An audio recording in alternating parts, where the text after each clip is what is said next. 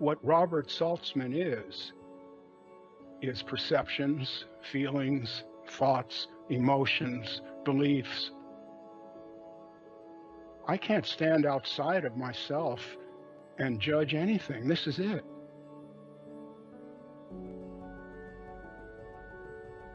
What the caterpillar calls my death, the rest of the world calls a butterfly. Robert's experience is that Robert has to keep dying.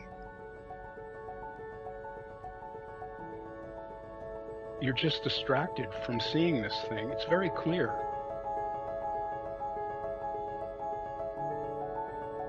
The story we tell ourselves is really buffed up. If I could see myself without that story, everything would really be okay. But it's just scary. Because you don't know what will happen when you awaken. You don't know. In my case, I lost my art career. It was gone. It went away. I'm not sorry it went away. I don't really recommend this to anyone. If you are happy in the life you have now, don't try to awaken. You won't like it. It's only for people who really feel that something is not as it should be.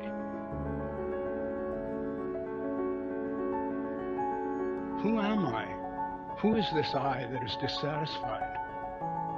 But once you ask yourself that question, it's a big question, and it may not end for quite a while, and you may have to go through a lot before you get an answer to that, if you ever do.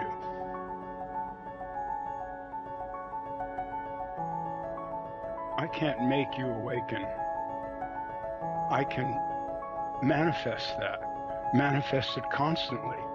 And then when you start asking me about it, I can tell you what it isn't. And then when you come to me claiming to be awake, which is what happens, I can tell you, no, you're not. This isn't it. You may think it's it. You may feel good. You may think you're better than the people around you, but that's not it. What can be known and how can it be known?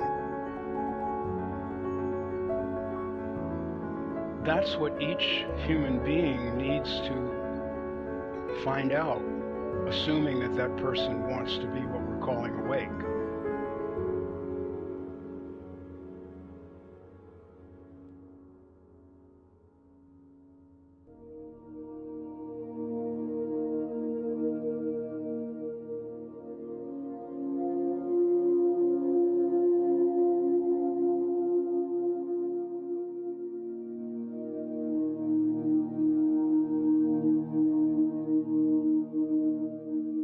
The secret is in there. If I could only decipher it and decode it enough.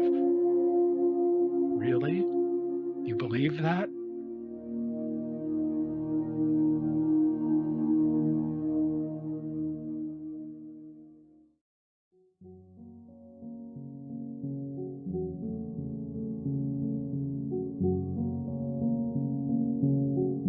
I'm not criticizing the teachers. They have a role to play, and the role to play is to keep you entertained so that you don't awaken. That's why people pay the money.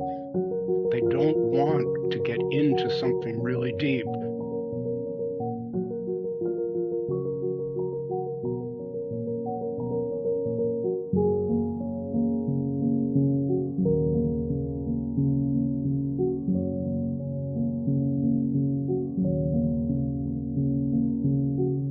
Sitting on a stage describing how blissful it is to be awake.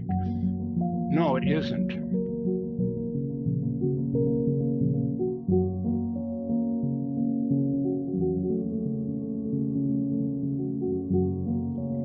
They believe they're doing something good. They believe they have found something and they want to share it.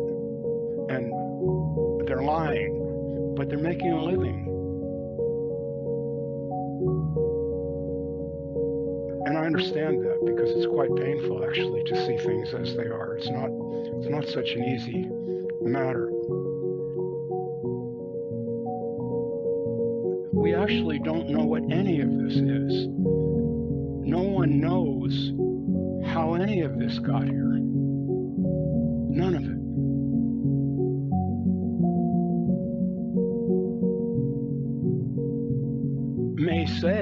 May call that not knowing God, but hanging a name on the incomprehensible does not make it real. It doesn't make it any realer than it is, and it doesn't explain anything.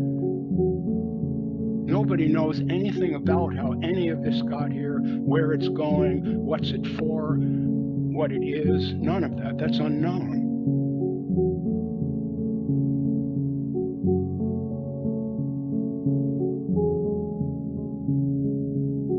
In the moment that one really understands human limitation and stops imagining that Ramana or whoever got it really knows, really knew, as soon as that fantasy, I call it, disappears, you are awake and you won't be going back to sleep anymore.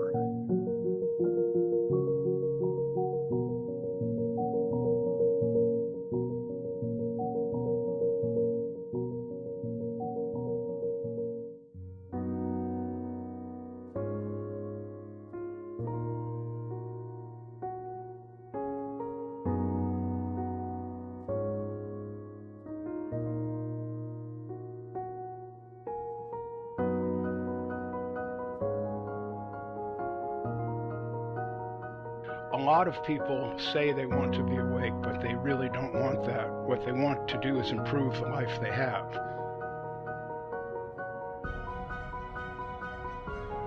And there's nothing wrong with that. I don't criticize that. It's fine. If that's what you want and you know that's what you want, you won't become confused.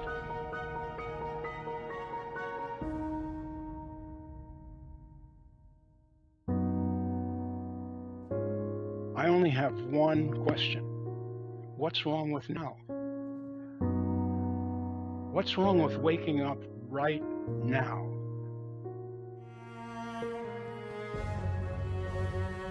Why should I give up this one life I have? Why should I spend this life seeking when I can live? And instead of dealing with my pain by getting on a path with a promise that if I follow this eventually, then I'll feel okay at the end. Maybe there's a way to feel okay about it right now. Maybe I've never even tried that. This is it. The next moment will be something else. It keeps changing, it keeps flowing. There isn't anything else. And yet I'm telling you that I have no questions and I'm satisfied. There's nothing else. I can't become something. That would never occur to me. This moment is so rich. This moment is amazing. It really is.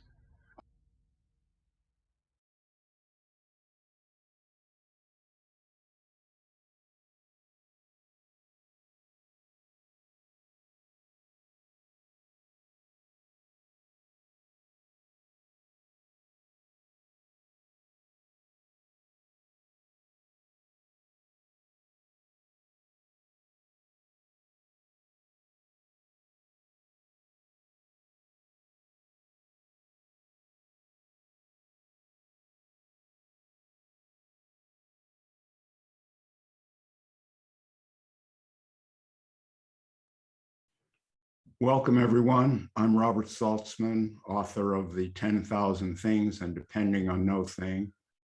And this is meeting number 6 of our gathering here, our virtual Todos Santos gathering for 2021. This gathering consists of 10 meetings, so we're halfway through. And the last 5 meetings have been, for me, extremely interesting. And I expect this one to be as well. I want to mention now that due to a cancellation, we have one opening for the meeting on Saturday at 1 p.m. Eastern Time. So if anyone's interested in joining that meeting, you can send a chat anytime during this meeting, and Ricardo will see it. The participants on the panel for today are Elena Ascencio, David Matt, Lisa Matt, Mike Block, who has not showed up yet, Lucia Zimmitti, I hope it's not Lucia, you'll correct me please, Gary Goodman, and John Troy.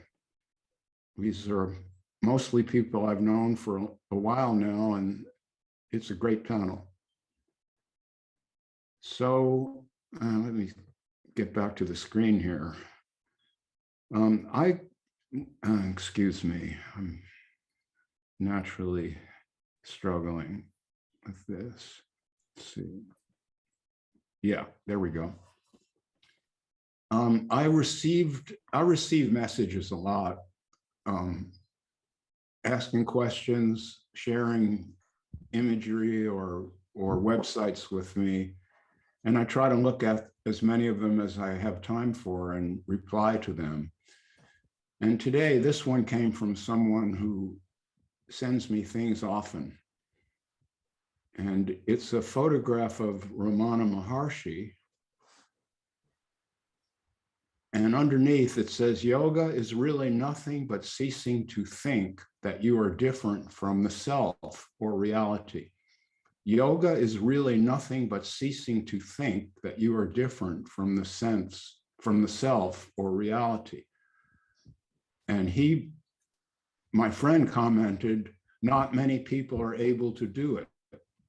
Not many people are able to stop thinking that they are different from the self or reality, was his comment. And what I replied to him is, no one can do it. That's just the point. When the doing stops by itself, then this whole thing is obvious. The problem is that being told about it does not make it obvious. In fact, it may get in the way of seeing how obvious it is.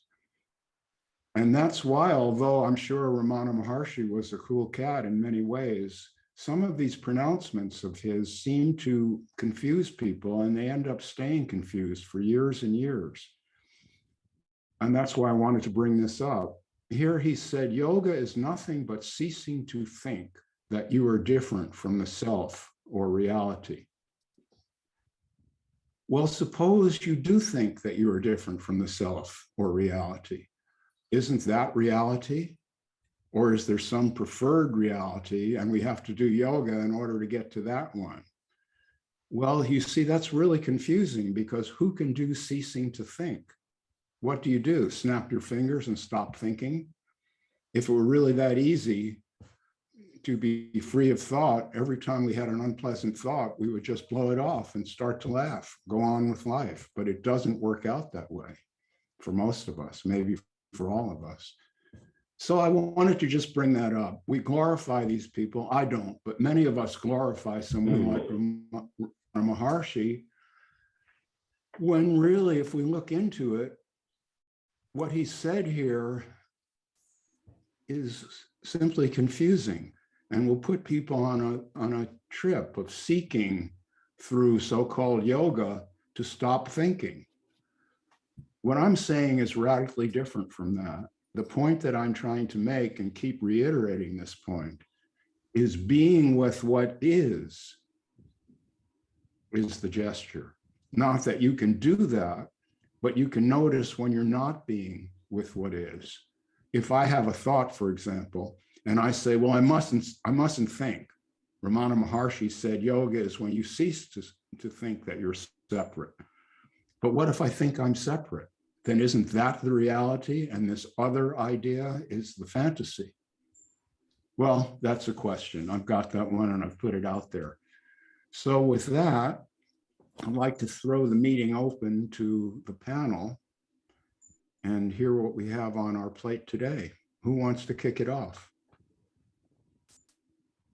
John Troy. I know the Ramana Maharshi story pretty well, having been friends with the family, etc. But his body of work is heavily it shines through a stained glass window of Hinduism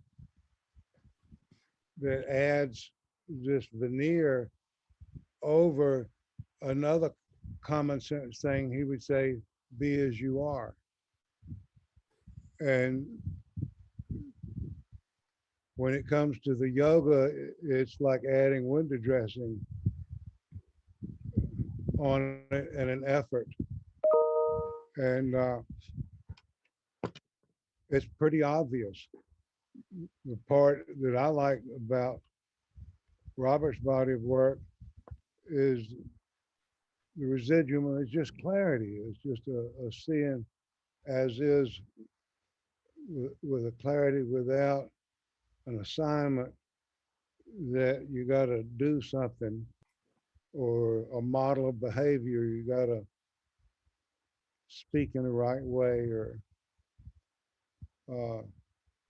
so even Nisargadatta had that veneer and that stained glass that his message shined through, and it's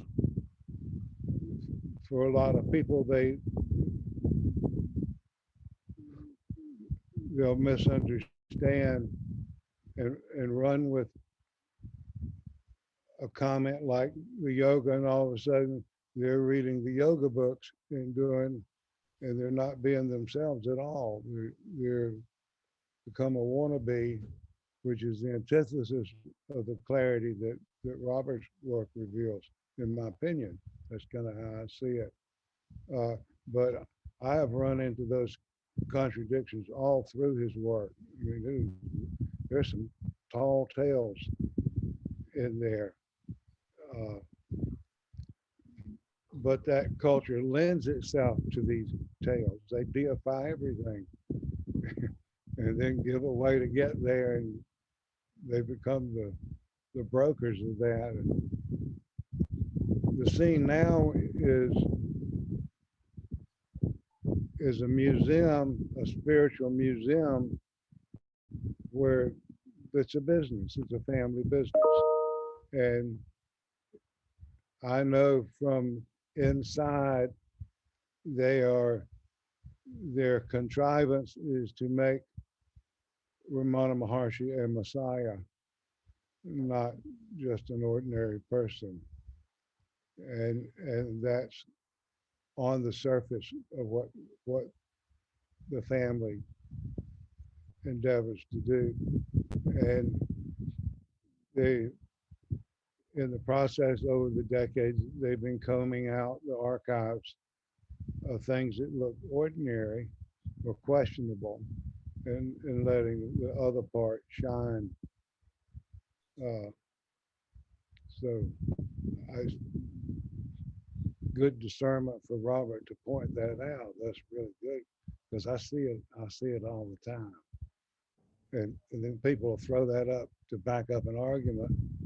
Well, he said so, and they're not confessing their own insight at all.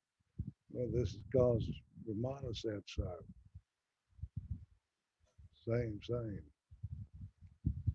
Yeah, well, when I express the idea that finding one's own mind is important, that's what I mean.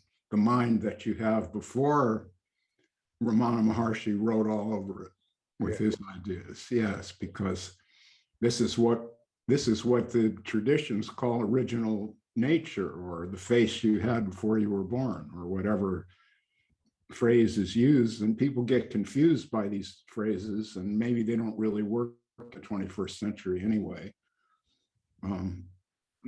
But we do have some original being, mysterious as it is, that's always there. I think some of us just become aware of it, and after that, the seeking for something else just stops, because you can't find anything better than being. That's all it is.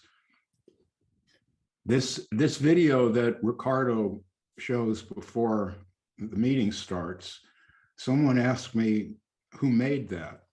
And that came to me in a really interesting way. It just arrived in my inbox one day. Someone had made it, using the soundtrack from my Bat Gap interview and the photographs that I'd put up on Facebook. And I had no part in it. And the guy who made it, I call him a guy, it could have been a woman. Are women guys? Yeah, they are these days. Yeah, we're all guys here now. That's right. The credit in the video for the video maker was the obvious pseudonym. And this person just kept, I can't say his or her existence mysterious to me and always has. Made a second video, which I've got, which I like also, but I have no idea who this person is or what the reason was for making the videos. They just arrived here anonymously, more or less. So in that video, someone made a comment on it, saying that when I said, this moment is amazing, he couldn't agree with me because his beloved had died and now he was in deep grief and he wasn't finding that amazing. He was finding it really difficult. But the part that he liked is when I say you have to chew up your life bite by bite and swallow it. And sometimes you have barely enough saliva to get it down. Well, he agreed with that, where he said, this is what's working for me now. And when I put those two together, that's a really great point. When I say that life is amazing or that being here is amazing, I don't mean it's pleasant. Sometimes it's pleasant, sometimes it isn't. Sometimes it's deeply painful. The thing that's amazing is to be here at all. That all of this is here, that there's something rather than nothing. I mean, I just find that amazing. And I find being conscious as a human animal amazing. So when I say amazing, I don't mean pleasant. That's one point. And the other point that I got from this dialogue with this cat on chat was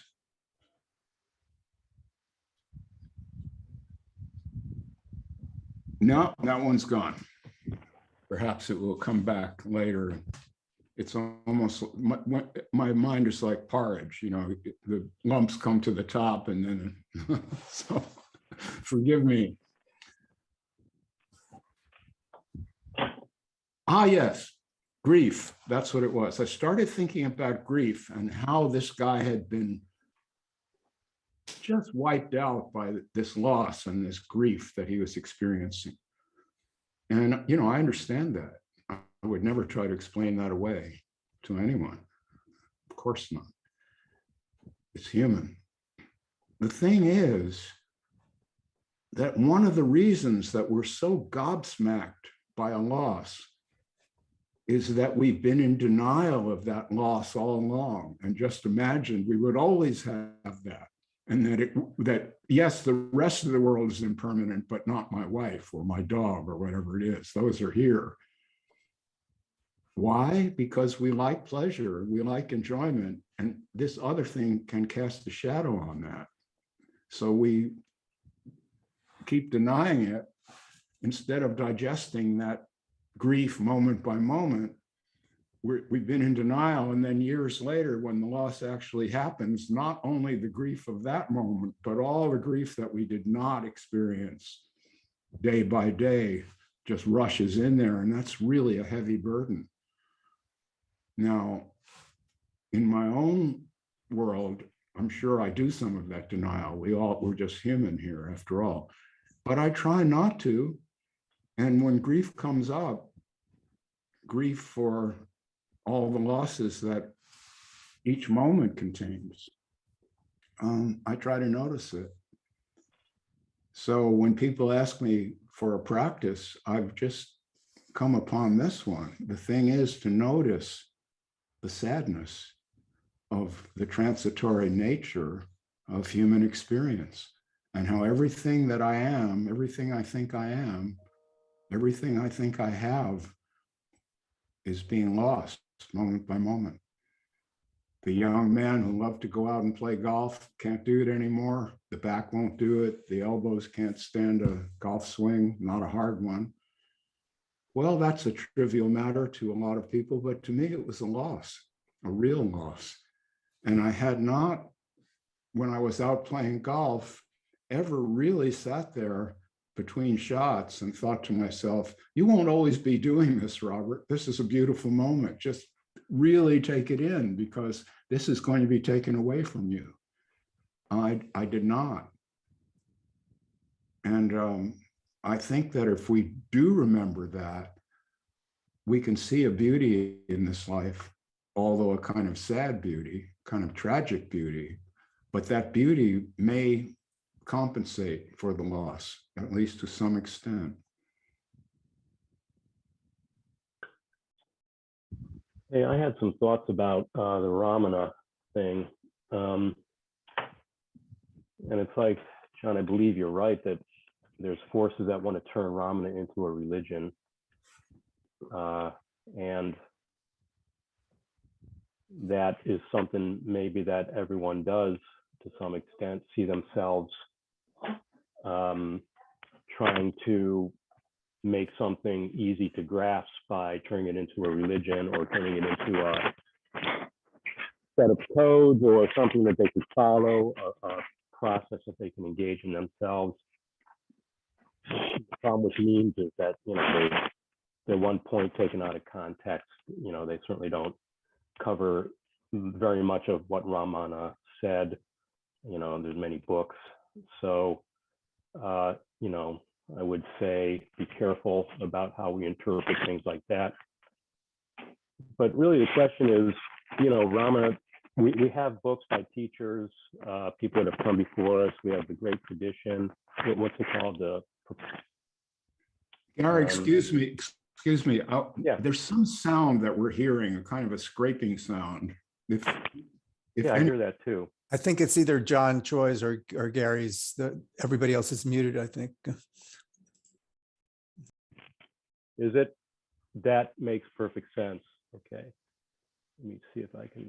I'm just going for a cup of coffee, but Yeah, I'm not going to take my shirt off. Let me know if it keeps coming up. Yeah. So, and I've been going over this with other people lately. The idea that, you know, we can learn from other teachers, people that have been through this, that have something to teach us, and we can get caught up in it and never really turn to ourselves and really start observing ourselves. And it's, you know, what's the balance between studying and putting the studying aside and focusing on experience moment to moment as the teacher? You know, when do you let intellectual learning go and turn more to your feeling consciousness rather than your knowing consciousness? Anyway, that's something that's been on my mind lately. I've been debating about that with people. So something that popped up for me when we looked at that quote, I am somebody that was really caught up in my mind's own hamster wheel, is what I like to think of it as, until I got into Eckhart Tolle. Was my entry way to rediscovering my personal spirituality, or whatever you want to think of it as. But I was noticing after a while, and reading Robert's work helped me notice that I was trying to emulate this role model, this person that gets up there and demonstrates this thing that I'm implicitly supposed to be copying, this person that's suggesting that they are without any thought, that they are without duality, even if they don't come right out and say it. That's the kind of experience that they're describing all the time, this not feeling a separation between self and consciousness, that it's all this, one continuous bliss state, and that I was lying to myself and I was putting on airs with myself to try to recreate that. So I agree with this. We can notice when we're not being with what is, something that Robert just said, that it's not striving for this continuous state of suggested enlightenment or perfection. Like if I don't know, if I stumble into that, great, but the idea that I'm going to be standing on tippy toe and watching my role models and trying to become like that is just, it's just as bad as any other religious mind game. It's not any different just because the person that I'm watching and looking at seems really honest and sincere. If I'm falling into trying to emulate anybody else's experience and I'm trying to stop thinking, I'm trying to shut myself down, it's just as crazy as pretending that I'm gonna meditate for 40 minutes twice a day and I'm gonna be able to levitate my body. It's just trading out one type of spiritual insanity for another type of spiritual insanity. So I guess that's nice that Ramana Maharshi believed that that's what he had achieved, but thinking that my experience is going to reach any loftier point than what it is at this current time, or that my mind's going to be fixed or cured, it's not a healthy place. I've been there and I don't want to be there. Yeah, that's a really good statement, Lisa. I like hearing that. And I would say probably some of that 12-step work was helpful in coming to this understanding. Am I right? Absolutely. I do 12-step work, and what it helps me, for those that didn't hear me last time, I'm somebody in recovery from addiction, and I found the 12 steps, which is how I started on my personal journey of just learning to be cool with myself. And so I'm every day looking at the reality of what I am, and the 12 steps help me find the reality of what I am, and digging beneath all of my aspirations, including my spiritual aspirations to just be a human, is the name of my game. Well, so I'll get to you right away, Lucia or Lucia? All three. Lucia is the Spanish, Lucia is Italian, and Lucia is kind of the Americanized. So I'm going for Lucia. Perfect. Estoy aquí en Mexico. Of course. Perfect. Well, you mentioned Ramana Maharshi and what he had attained or achieved. I think that if you give him a fair listening, I don't really know a lot about Ramana Maharshi. John knows a lot about it, so I might need a course correction here. But when I hear it, I don't really hear him making any claims except to be natural. And he's calling that the self. You see, and people have this imagination of the self. It's this glowing ball or something, or if you touch it, you'll disappear, you go up in flames or whatever it is. There's all this fantasy stories. I'm going to try to say what it's like for me in a few words here. It's a total aloneness. You understand that you have a point of view that cannot be adopted by anyone else. Even a really sympathetic, empathic person who wants to understand you and makes every effort will never understand you. You don't even understand yourself. It's like this flow. It's a flow. See, it's not, you can't ever stick a pin in it or put a grid on it and measure it or something. The experience is too big. It's everything you are, right? Well, you're totally alone because there's no one else in that experience. All you have of the world is images of other people. You can't have their reality. When you see them, you think of them because of who you are, not because of who they are. That's a mystery. It's even a mystery to them, but it's a big mystery to you. Two people could be standing together at the rail in the bar, both drinking the same brand of beer, both rooting for the same football team on the TV set, and both calling women a bunch of cunts. And yet there would be an entire vast space between those two people. And if they started talking and trying to explain it to one another, they'd eventually be at odds, is what I'm saying. So when I understood this about Robert, that Robert, you called it kind of learning to be with yourself, I think is the word. Learning how to hang out with yourself, however you put it. Be cool with myself. Yeah, that's why I said Learning how to be yourself, or be cool with be myself. cool with yourself. That's what it was. That's what I'm talking about. That's all I'm talking about. This thing about awakening is not really such a big deal. And this is what I'm trying to get across. That's what this whole 10 days is about for me. There's just this one idea. And a lot of the people who are here in the meetings are people who have seen aspects of that and can discuss it in intelligent ways. So, you know, we've got a great group here. But what I'm basically saying is it's just about being cool with yourself, moment by moment.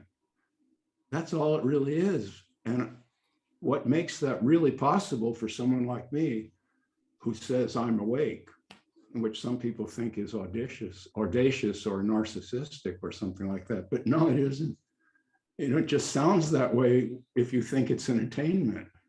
But when you see all it is Robert's cool with himself, ha, ha, ha, it's not that big a deal. So you can too. And being cool with not being cool with myself is Exactly. part of a greater experience. And that's something that is a big theme for me this year and what I'm looking at as I write about my day each day. That's beautiful, Lisa, because that's the other aspect of this that I like to point out. It's easy to be cool with the parts of yourself that you like, if you have any, if you're fortunate to even have some. The parts that it's not easy to be cool with are the parts that you don't want anyone to know about. You don't even really want to know about it. You catch yourself at it and you go, oh my God, I fucked up. Jesus, what a twisted mind I've got. Those are the spaces, the denial of which keeps us from being cool with oneself. Amen. I'm cool with myself because I accept the ugly, twisted up parts. Maybe not all of them. We're all just human. But I got a good head start on it. And it became necessary when I realized my essential aloneness.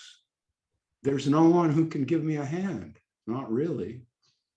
I mean, people can help. They can say things and do things that may encourage you in one way or another, but no one can fix it.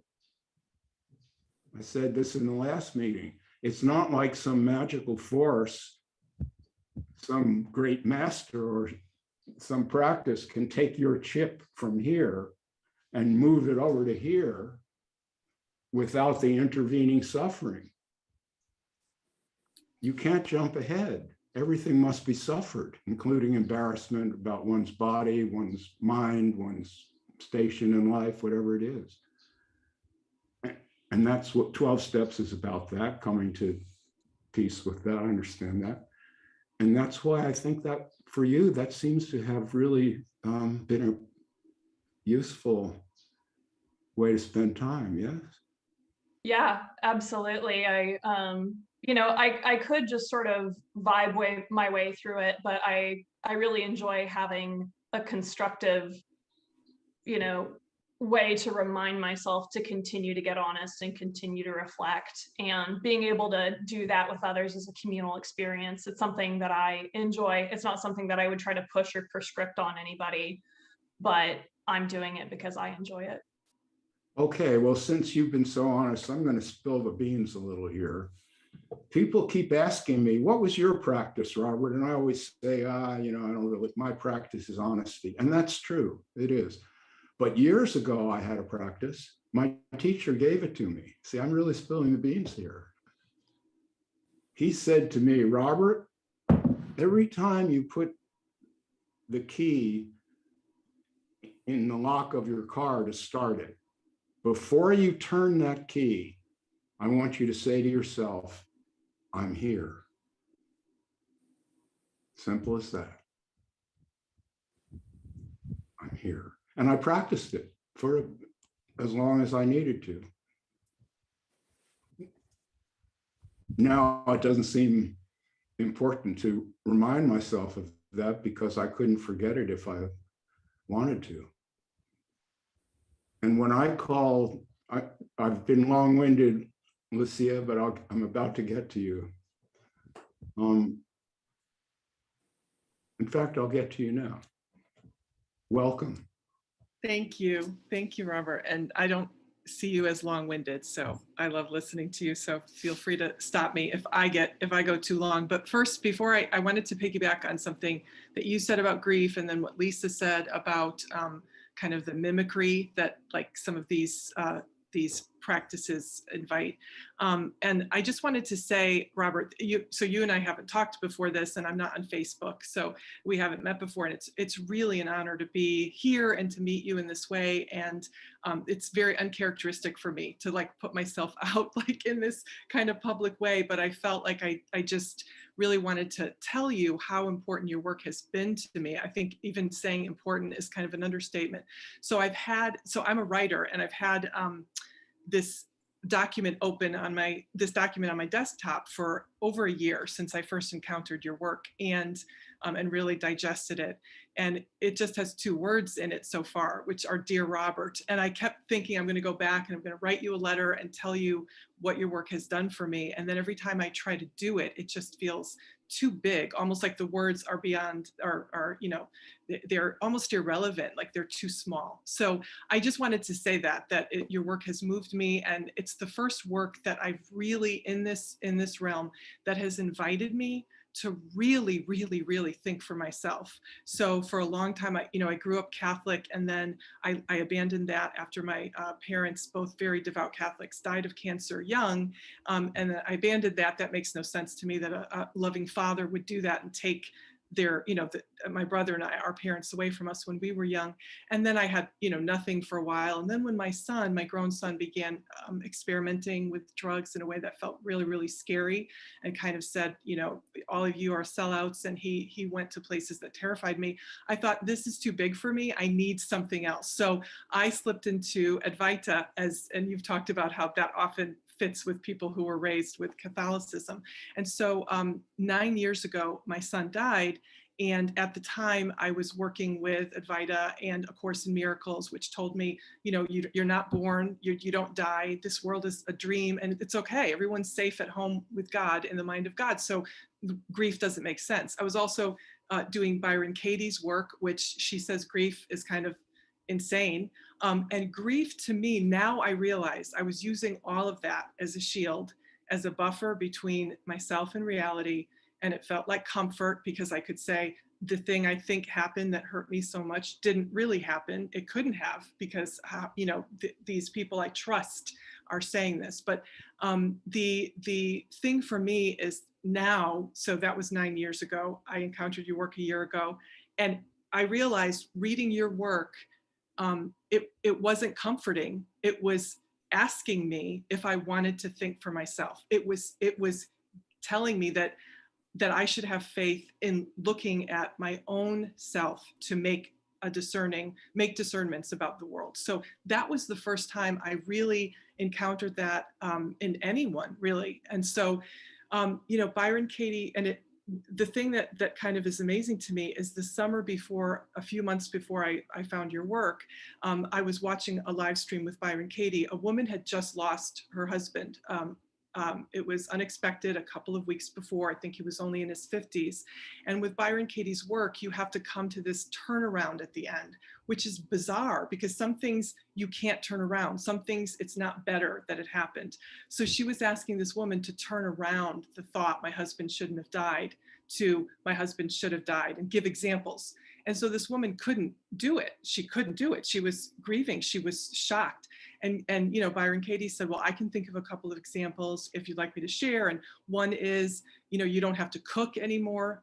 You don't have to, you could watch whatever you want on TV, which, you know, that raised so many red flags in me. But I thought, well, I have to trust Katie because, you know, Katie's helping me get through this pandemic, and, you know, which of course is more of that keeping the denial, keeping the scaffolding on the denial. So it wasn't even then that I kind of abandoned it. It wasn't until really reading your work. So, and now I'm facing my first, I guess you'd call it existential crisis without some type of shield, some type of buffer, some type of denial, which is my husband recently was diagnosed with a very rare blood cancer.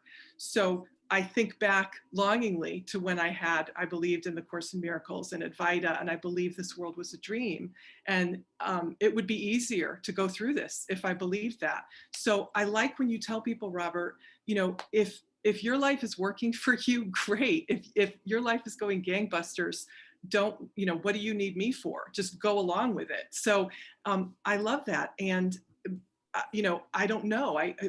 You know, sometimes I think I want to ask Robert, how do you do this? How do you go through something painful when you don't have that shield? And this is it. You just, you're try to be cool with yourself, even when you're not cool at all, even when you're suffering. And for me, grief, I've now come to see, is like the highest, I think, the highest expression of love. So the fact that I grieved my son and still grieve my son, the fact that I grieve that my husband and I can't live like we used to. His immune system is incredibly compromised and will be for you know, here on in, and we can't do the things even after COVID's over. Our life will be drastically different. So just being able to, you know, the invitation to trust myself, that I don't need to sit at someone's feet. And Lisa, I love that how you talked about that these things are asking us to just emulate the person. And that is exactly what I came to. I need to be like Katie. I need to be like Adya, but I can't.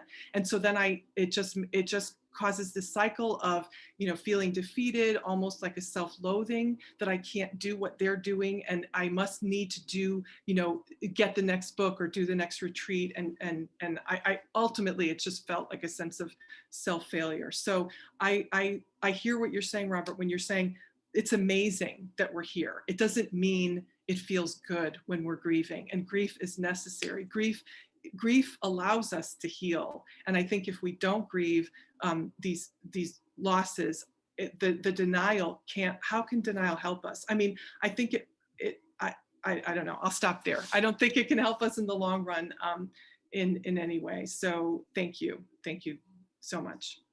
Well, Lucia, my God, you said it was an honor, but actually you're doing me the honor. So thank you so much for your words. I'm very sorry to hear about your husband's illness. It's really so difficult, so difficult, so difficult. And this idea of emulating one of these grinning idiots and allowing them to put you into, you know, their bliss ninnies,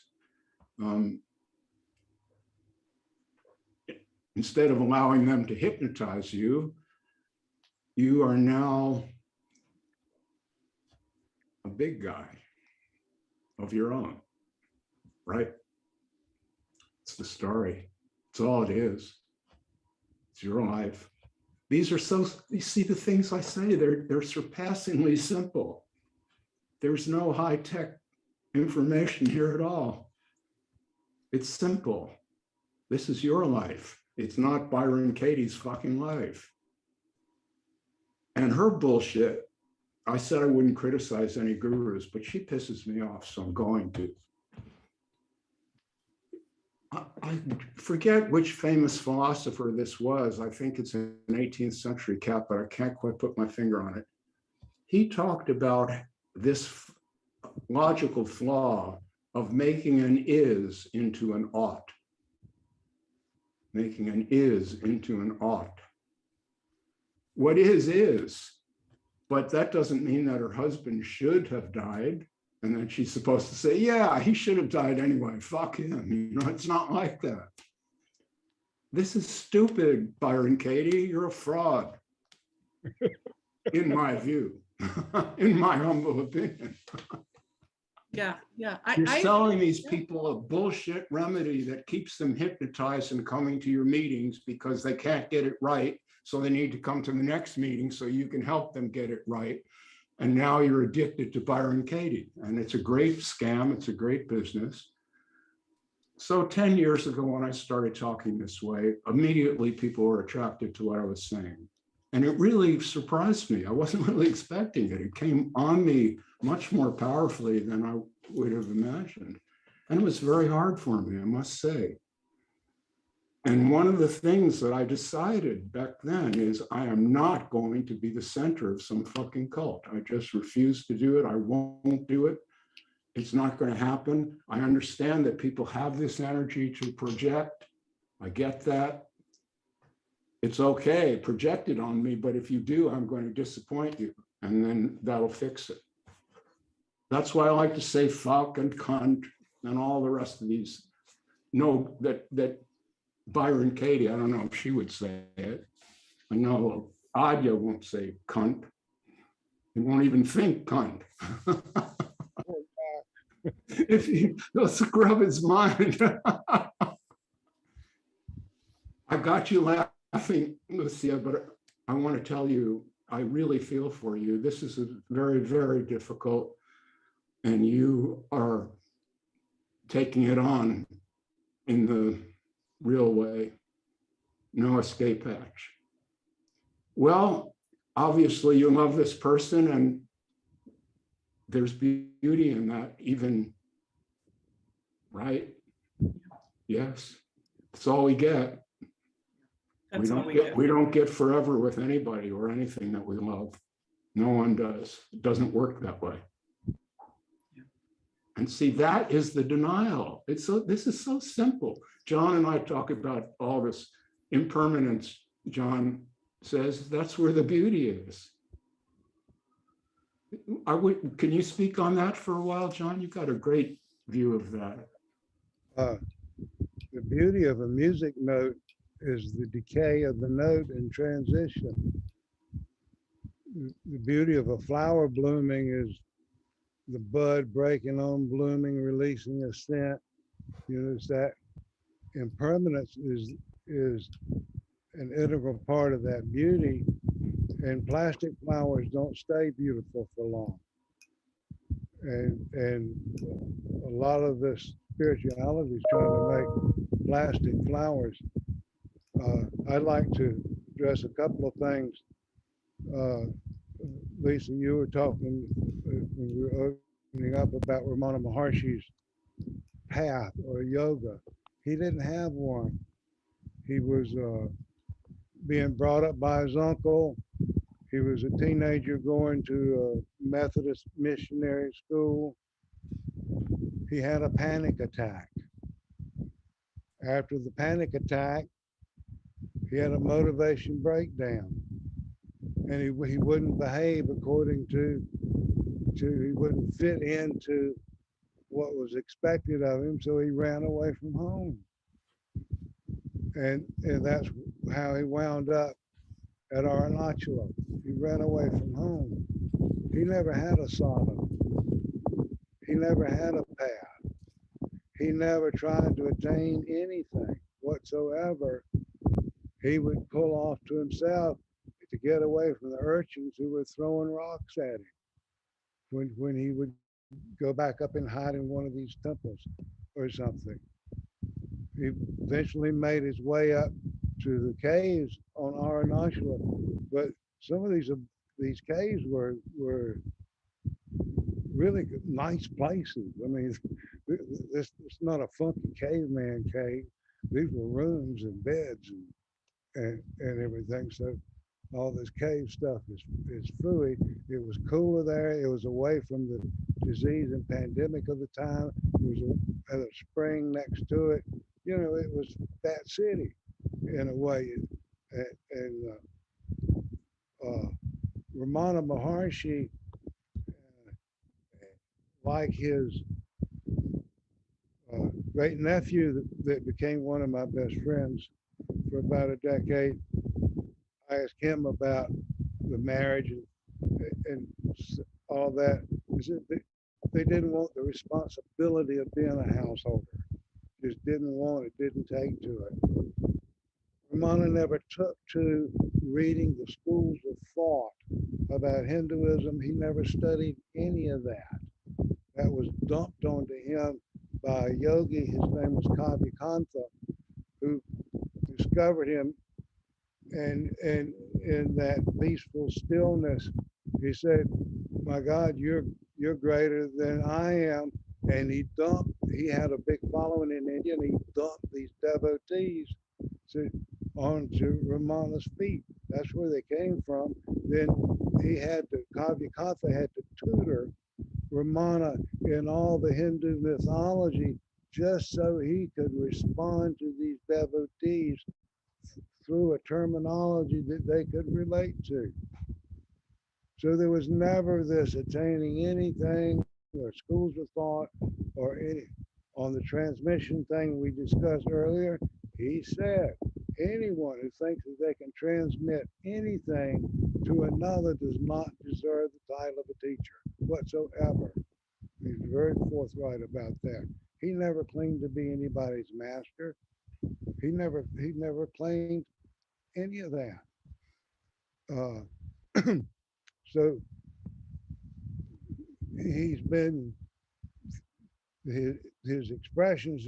There's this Hindu stained glass or facade over it, which turned into pretty typical Hindu stagecraft that with the chanting and the normal things that would be appropriate for the Brahmin caste. And he was a strict Brahmin in his caste. And on the grief thing, he talked eternal happiness and all this stuff. But when his mama died, he grieved deeply. And it was enough to pull him down off the mountain and to squat at the bottom of the hill beside his mama's grave, where he grieved deeply for a long time. So it wasn't just, oh, she was just a dream and everything. He built a temple and did all of this stuff. So he was an ordinary human being.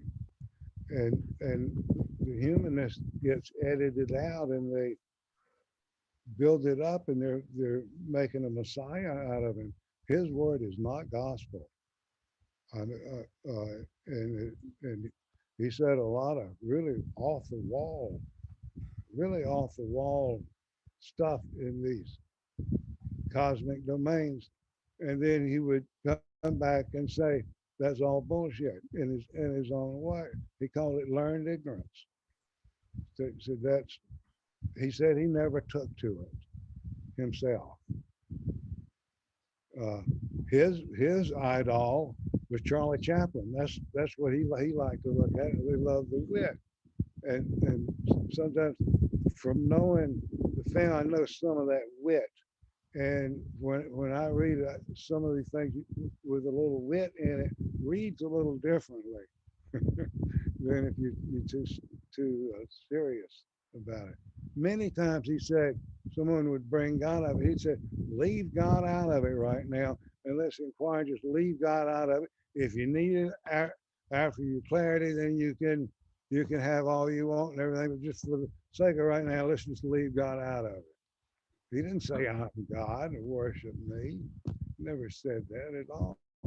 And these people come along and he never claimed to have a lineage or to ever have a single devotee.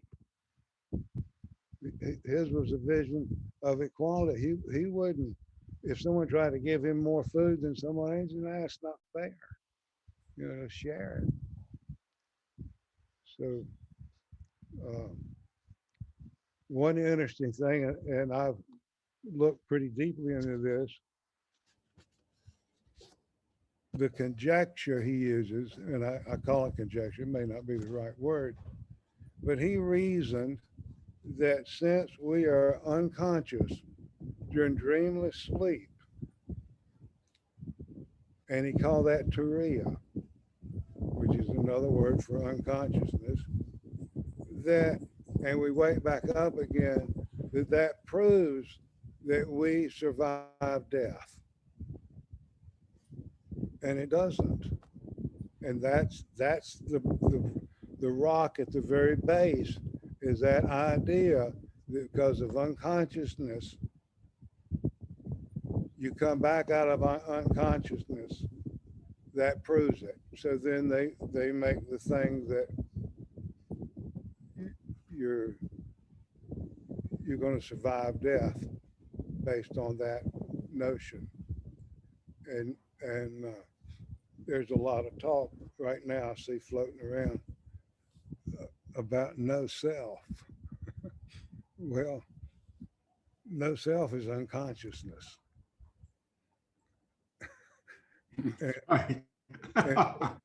And nobody wants to talk about that because nobody knows anything about it at all.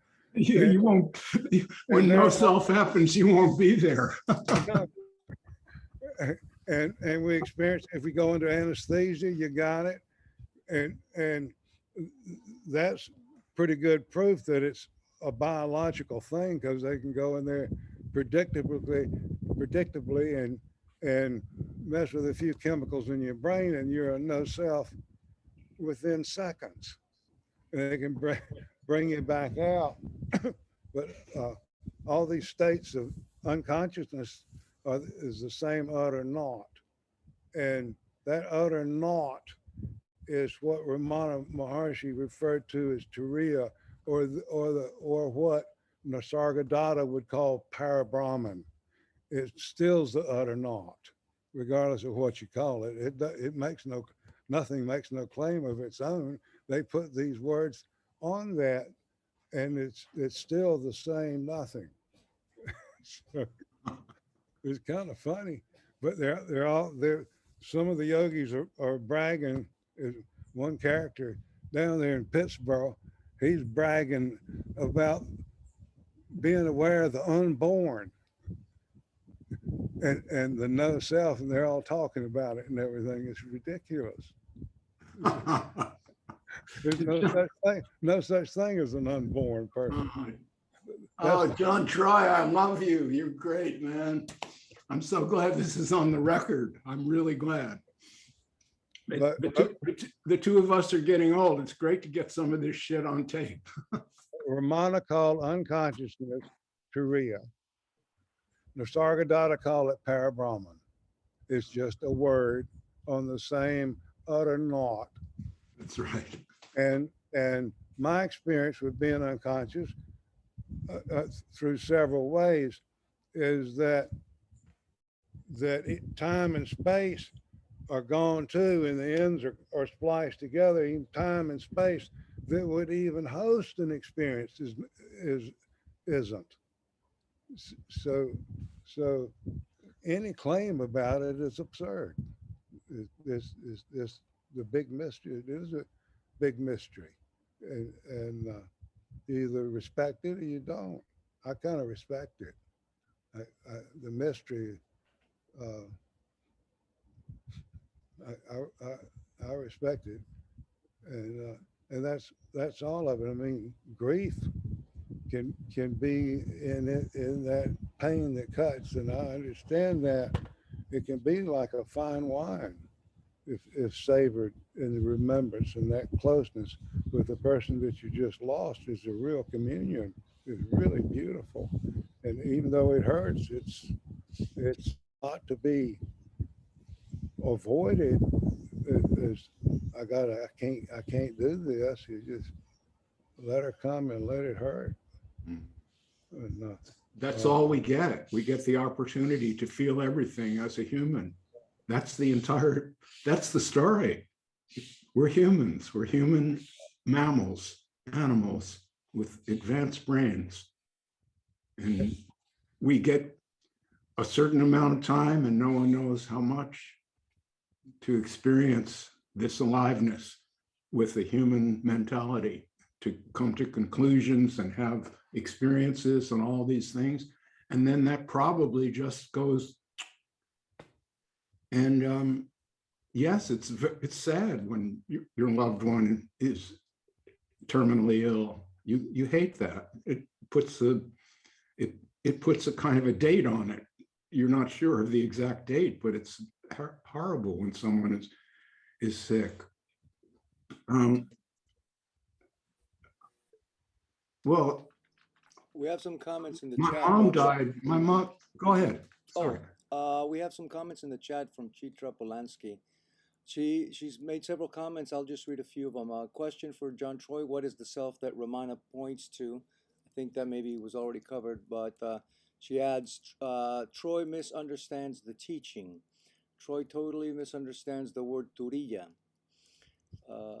Ramana didn't call turiya unconsciousness. If anything, he pointed to it as super consciousness. Those are her comments there on the chat. yeah, it's dreamless sleep.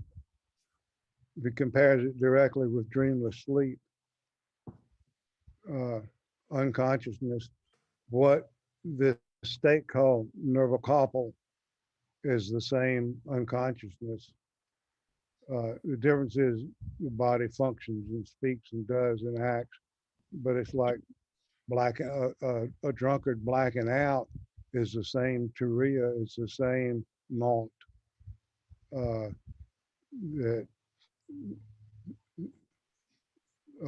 and it is conjecture. It's based on a mortal perception and making something up about unconsciousness, because unconsciousness is the elephant in the meditation room. It just is, and it's what they call parabrahman, and or let's put it another way. All these Ramana Maharshis and the Sargadatas, they say they go into Mahasamadhi. What's Mahasamadhi? It means no more birth. It means the same unconsciousness, the same knowledge. And your garden variety atheist enjoys the same destiny as the avatar, without all the rigmarole of going through all the stuff in those schools of thought. So in a sense, we all get Mahasamadhi. And people like Nisargadatta and Ramana were very human beings, and they did very human things that are not on the stage. They're backstage actions that humanize them profoundly.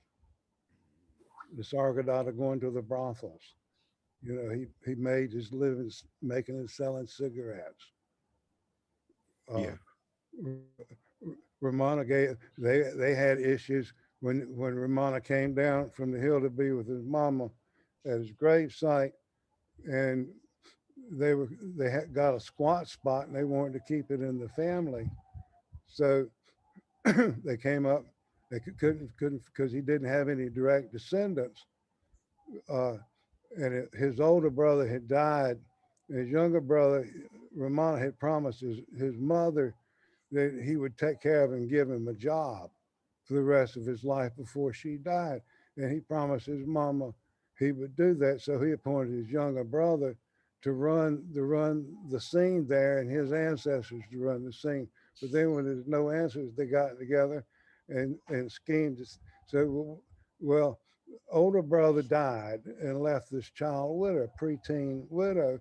So younger brother, if we get younger brother to impregnate her, that'll give us the descendant, and that'll start the thing to run Ramanashram.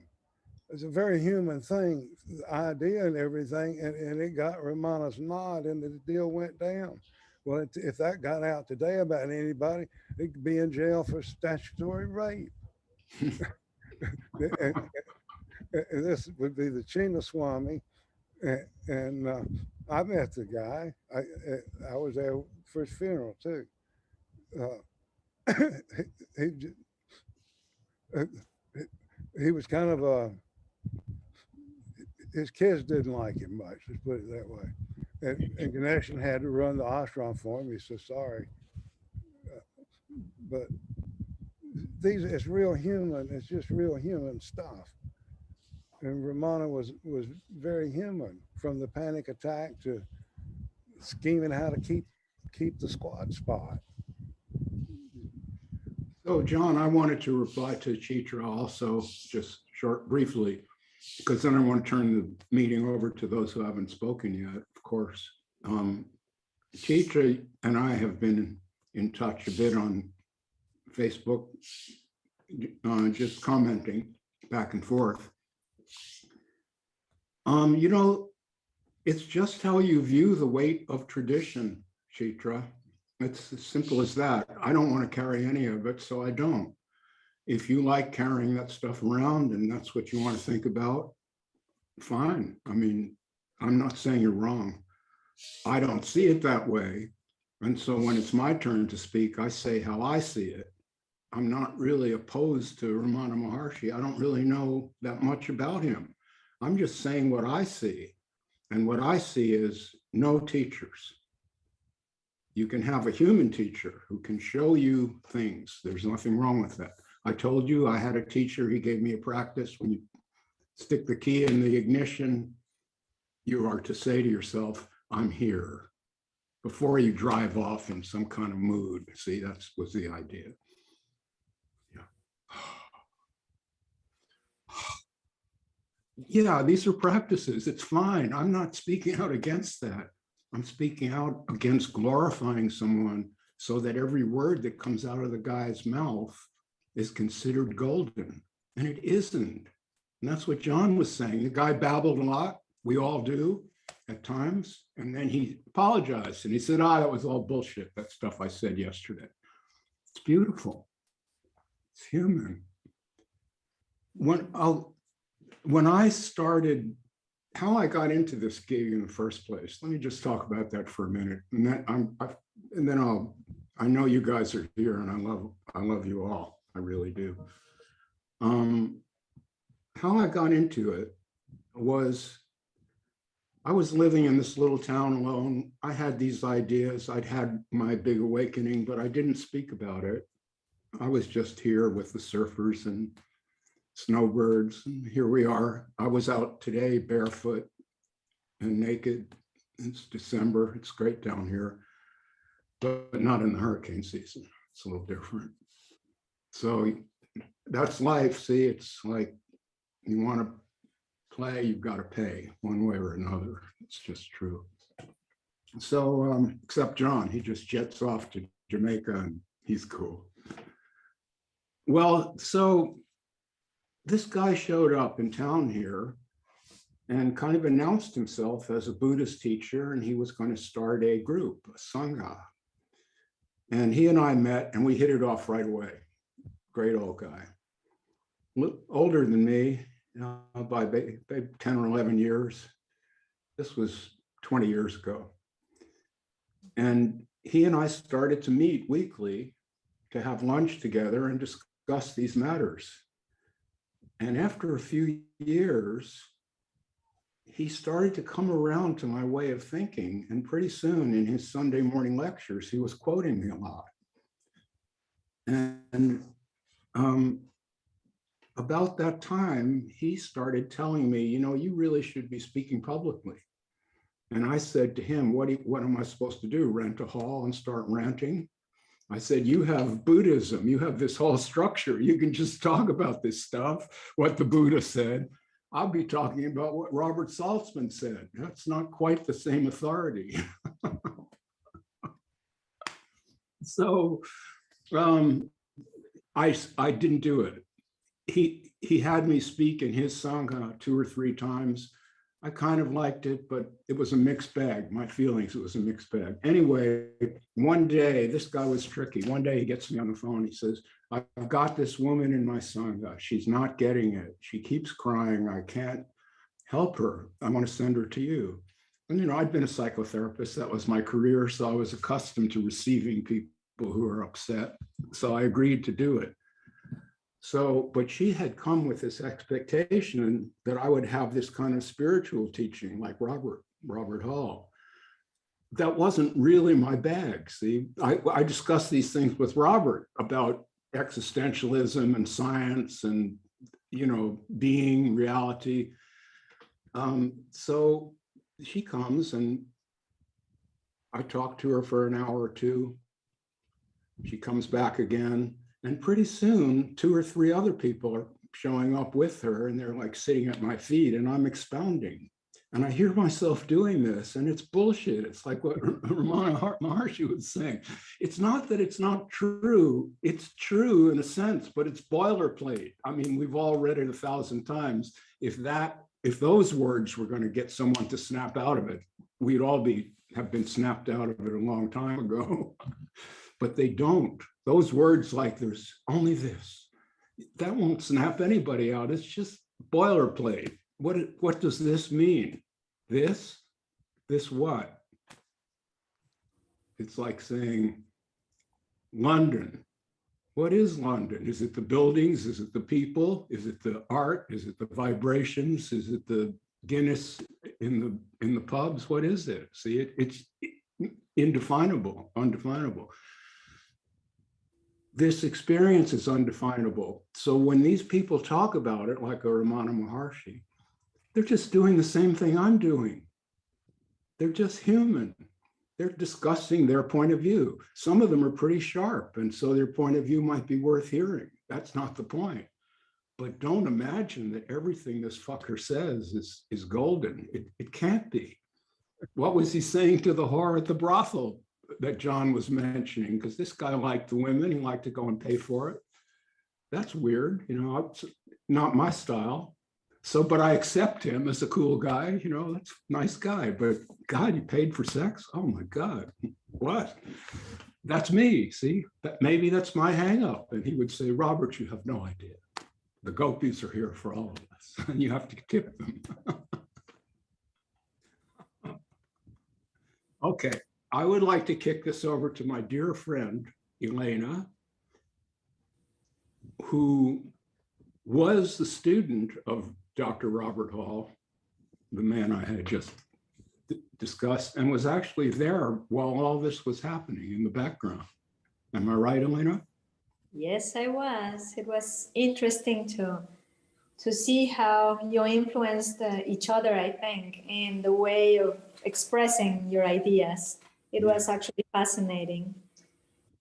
You know, all these days that I've been listening to these meetings, I keep thinking, I keep going back to what to me is the most important aspect of it all. Just having the opportunity, or at least try to see inside and figure out what's happening, who I am, being, if I can be cool with myself, you know?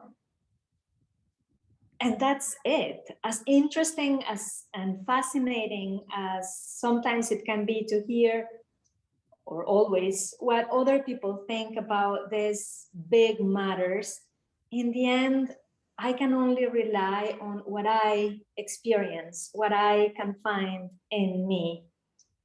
As inspiring as it can be to hear somebody speak these grandiose ideas or whatever, it all comes down to just what my experience is. But I can see how in my own life and experience, sometimes I went a lot into studying. I think it was Gary who was talking about the balance, or when the point was when you had studied enough and it was time to go to your experience, or something along those lines. lately, I just find myself being deeply content with the simplest of things. Preparing a meal, enjoying a meal, having a conversation with close friends. The other day, Catania and Robert and I went to have lunch at a restaurant, and it was a lovely couple of hours. I just find myself enjoying more and more those simple things that are that give my heart so much. And those big ideas and questions, I don't care anymore. I did for a while, yes, and I'm okay with being so interested in it, but that was then. No, I don't care. I don't mind not having answers, and that feels good. Right now, that feels delicious, actually. Just having the opportunity to listening to you all and looking, I'm back in Todos Santos for a few days. I was looking at the sky last night, and there are no words to describe how beautiful the sky was last night. Period. I'm so happy to be here. And that's all I have to say today. Well, I'm so happy you're here too, Elena, because when you left, it left a space that's always here to be filled by only you. It was beautiful to have lunch with you and Catania. I felt I was in the presence of two very wise women. It was lovely. Mm-hmm. Yeah. David, Matt, how about you put your oar in the water here? Okay, well, I was talking to Lisa last night, and we came up with a little scheme. So kick it off, Lisa. Okay, so Robert, you seem like a great guy, but I'm a bit concerned that my dad takes every single word you've ever written so seriously. I don't know if you know, right now he's recording an audiobook for himself to listen of your second book, because there's an audiobook of the first book, but he's creating an audiobook of himself reading the second book so that he can listen to himself reading your book on his drive down from Iowa to Austin when he's going to visit me later this month. Have you heard one of them? Yeah, I listened to the first one. How's his voice? Any good? Oh, no, I've heard yours. I haven't heard his yet. Oh, well, Yeah. I mean, because it just occurred to me that why just do it for yourself? You could probably make an audiobook. Yeah. Get a good mic and everything. I'll sanction it. Good idea. Yeah. I'm not saying there's anything wrong with that, but it's just kind of symptomatic that like every single word you've ever written, he internalizes, all of it. He takes it very seriously. So I was asking him, do you need to follow Robert as if he's your guru? Why not just think of him as a buddy who's pointed out something helpful to you? And I was hoping maybe you could help me pull an intervention on him today. Okay, we're going to do the intervention now, but the intervention will also have to be on you as well as on him, if I have permission. That's fine. I'm going to this is how family therapy is conducted, right? Okay. Great. Now, I understand why you would feel that way without even knowing anything about your dad because of the way you grew up in a cult. So naturally you would say, boy, is this fucked up. I never want to be near that energy anymore. Am I right? Yeah. It gives me some caution when I see somebody so single-mindedly invested in another human being's words. Mm-hmm. Me too. So I agree with you there. I don't like to see anyone in a hypnotic trance. I find it disconcerting at best. Without judging where your dad is, because I'm not doing an intervention on him at this point. We're still working on you. We all have our quirks. And when you love someone,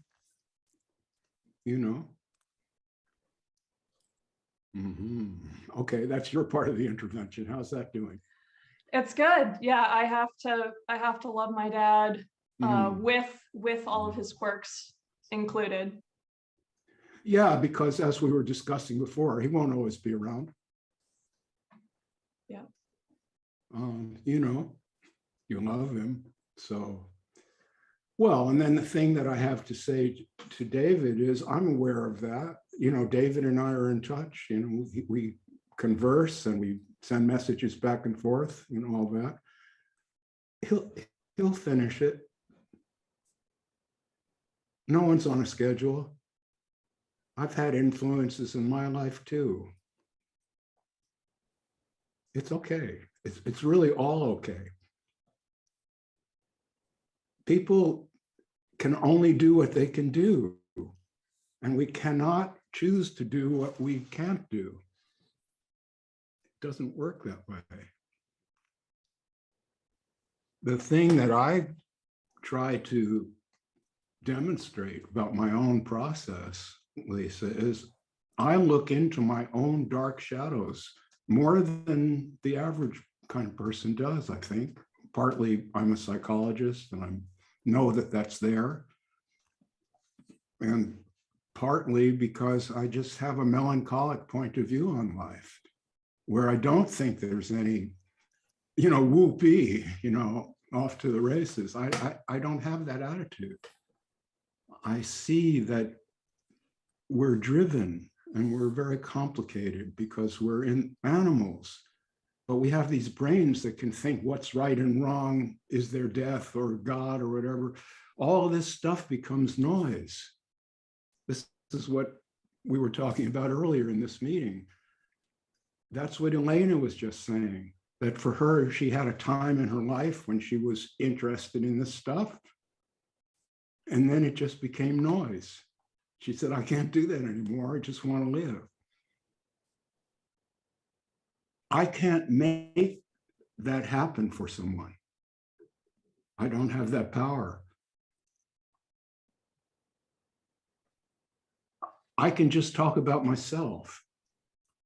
And I understand that some people hear me and they're impressed by what I'm saying and they glom onto it as if it was just all golden. And I keep saying it isn't.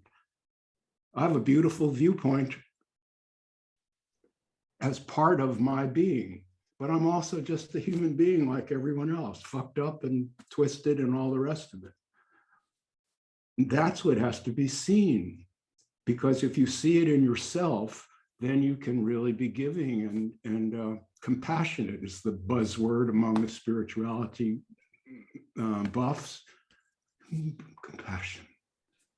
Oh, so I just sit on the stage and my love goes out and you feel the vibrations and you awaken and whoop-de-doo, whoop-de-doo. Okay, well, this is for you, boy. Snap out of it. You're dealing with a maniac here. Get used to it. Dad, did it work? Okay, If you could only see me when I'm on a toot, man, you'd say, "Oh my God." I've seen you on a toot in the last few weeks, so I'm getting a feel for that. I love you all. This is so much fun. Somehow, God gave me this position in my declining years to have younger friends who are interested in what I have to say. It's like a gift from the gods. Of course. It's great. Thank you. I love you all. I really mean it. We love you too, but my dad especially. I didn't hear that the last word. I said we love you too, but my dad especially, and I'm here because I love my dad, and so I love what my dad loves, so I love you as well. You love him because he's really a great person. Whatever quirks he may have, he has a golden heart. I tell people all the time that it's only fair that I have one perfect parent. Well, you grew up in such extreme circumstances. Jesus. I mean, I don't know if everyone here knows what you went through. Maybe you could speak about that for a moment. Yeah, I grew up right in the middle of the transcendental meditation movement. There's a town in Southeast Iowa called Fairfield that the TM movement bought, and they bought the town. They bought a university, essentially bought the town in the late 70s. And I grew up in a cacophony of new age insanity and, you know, dealt with a lot of mental illness directly affecting my life, but my dad's always been a perfect influence, you know, a really whole and beautiful person, and has really helped me out adjust to adulthood. Well, if we can judge his parenting skill at all by the outcome, he's doing great. You get kudos. You're brilliant. You're Thank free. you. You're free. It's beautiful. You're free. Mhm. Yeah. So he must have done something. At least he didn't fuck up too bad. Let's put it that way. He's a shining beacon of humility for me, which sounds like a very glorifying thing to say to somebody who's humble, but in all of my moments of figuring myself out, he's been constitutionally incapable of providing me with advice, and only support, and only modeling his own you know, willingness to face himself in life. And that's exactly the best kind of parenting any girl could ever ask for. Oh, wow. Well, you scored, man. Let's see, the 50 minutes is up. Yes. It's $200, and I'll see you tomorrow at the same time. Thank you. Oh, that was beautiful to hear, Lisa. Thank Oh, you. my God. Very inspiring. Thank you. Yeah. Thanks, Dad. All right. So after talking to Lisa last night, I prepared a little speech about this. So the question is, how did I become a Robert Saltzman fanatic? I want to hear this. I really want to hear this. Okay. So my dad was a rabbi. So I grew up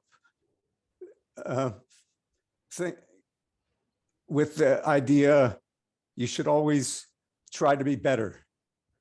And then I got into TM in my 20s, and the idea was, okay, be very focused on your TM practice, because then you'll become more evolved, become a better person by becoming more evolved. And then after some time, I became a little less, I still did the TM, but not as much.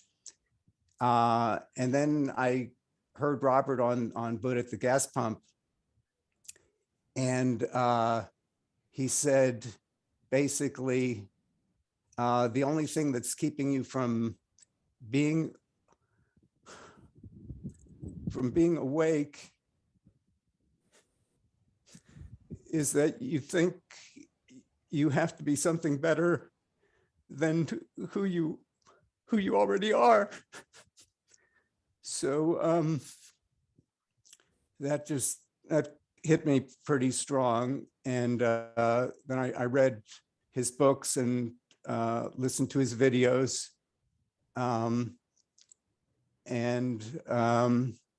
So that's how I became a Robert Saltzman fanatic.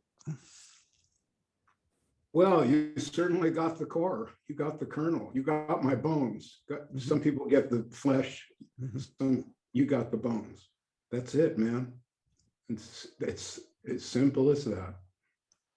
As soon as you're willing to accept everything that arises, which is you, your feelings, your emotions, your thoughts, your physical sensations, the bad news that someone, health news, all of it, it's all you. And you can't improve it.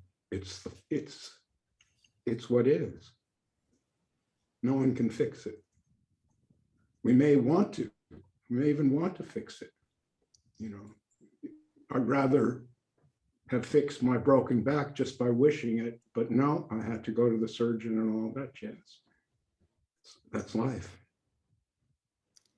And so Lisa's question is, okay, you got a lot out of Robert, but do you think he's perfect? Is, you know, he's just a human being. Why do you think he's perfect? And my answer is, well,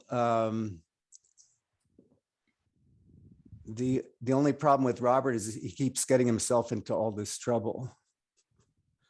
He keeps people, you know, he speaks his mind, and then some people get mad at him, and then it just kind of escalates.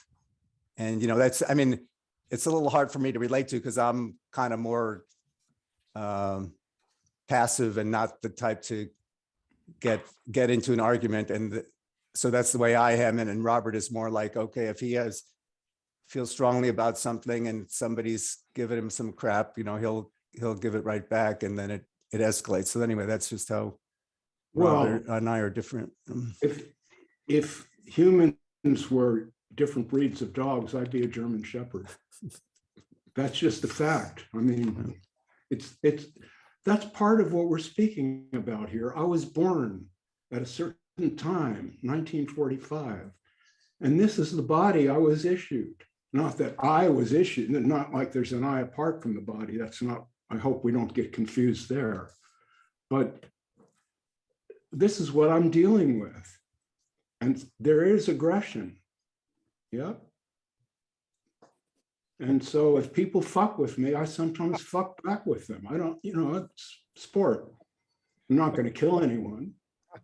But if I can kick the shit out of one of my critics verbally, I might want to. Just shut the fuck up. You're a drag, you know, you're boring. You're boring me. These conversations that you want to have with me are absurd. You don't know what you're talking about, so you're wasting my time.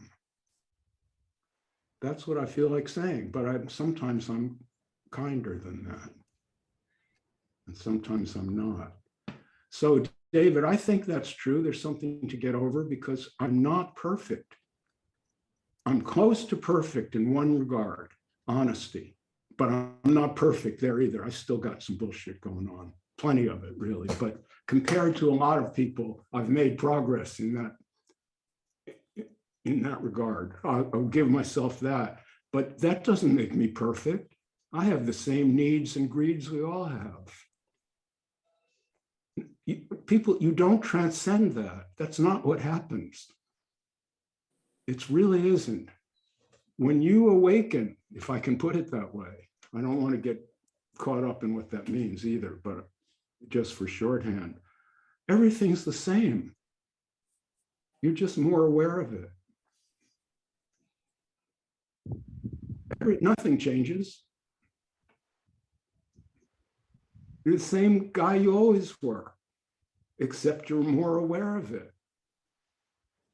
You're aware of other people. You see them. Your eyes open instead of being, oh, you know, what's going on with me and all this, which is an approach to life that goes away. And so when that goes away, you see everybody and everything. And the world looks beautiful in a certain way. And then the problem is these grinning idiots get on stage and they talk as if they're always in that state. They speak that way. This is why John calls that, yeah, it's the show, but backstage, they look completely different. Right? Right, John? Yes. You've been backstage with the best of them, right? Yeah. Ordinary human beings. Yeah. Aren't we all? And so if I have a message, see, that's it. So David, if you want to get a message from me, I've got my row to hoe and you've got yours. I'm a good speaker and a good writer. And what I'm talking about is real. I'm not saying it isn't. That's not my point. But it's real for me. And other people just need to hear this and find out what's real for them. There's no as your daughter said, emulating. Emulation does not cut it. You're right, Lisa. Emulation is a dead end. It's a cul-de-sac. Es un callejón sin salida. I wanted to say, with what you were just saying, Robert, you're a model of progress, not perfection, which is another beloved 12-step recovery saying. Well, you know what? This isn't even anything mystical. I learned this in therapy school. You have to show people your shit at some point and just move forward. Be human. And it's tricky. We don't want to, we don't want people to see our ass, At least I don't at 76. It has looked better. Lucia, you have something to add. Yeah, I wanted to jump in. First of all, I love that what you guys did, what Lisa and David. I think that was really sweet, and I think there was something beautiful about it. So I love that, and I wanted to say that. And again, I don't know the behind the scenes, so I don't know if if you're really kind of putting Robert on a pedestal, or if it's his work that you're kind of taking in a different way, and you love the work so much that you're recording it and wanting it to keep you company on this ride, in which case, on the long drive, in which case maybe it doesn't require an intervention if you're not pretending Robert is some type of God on earth.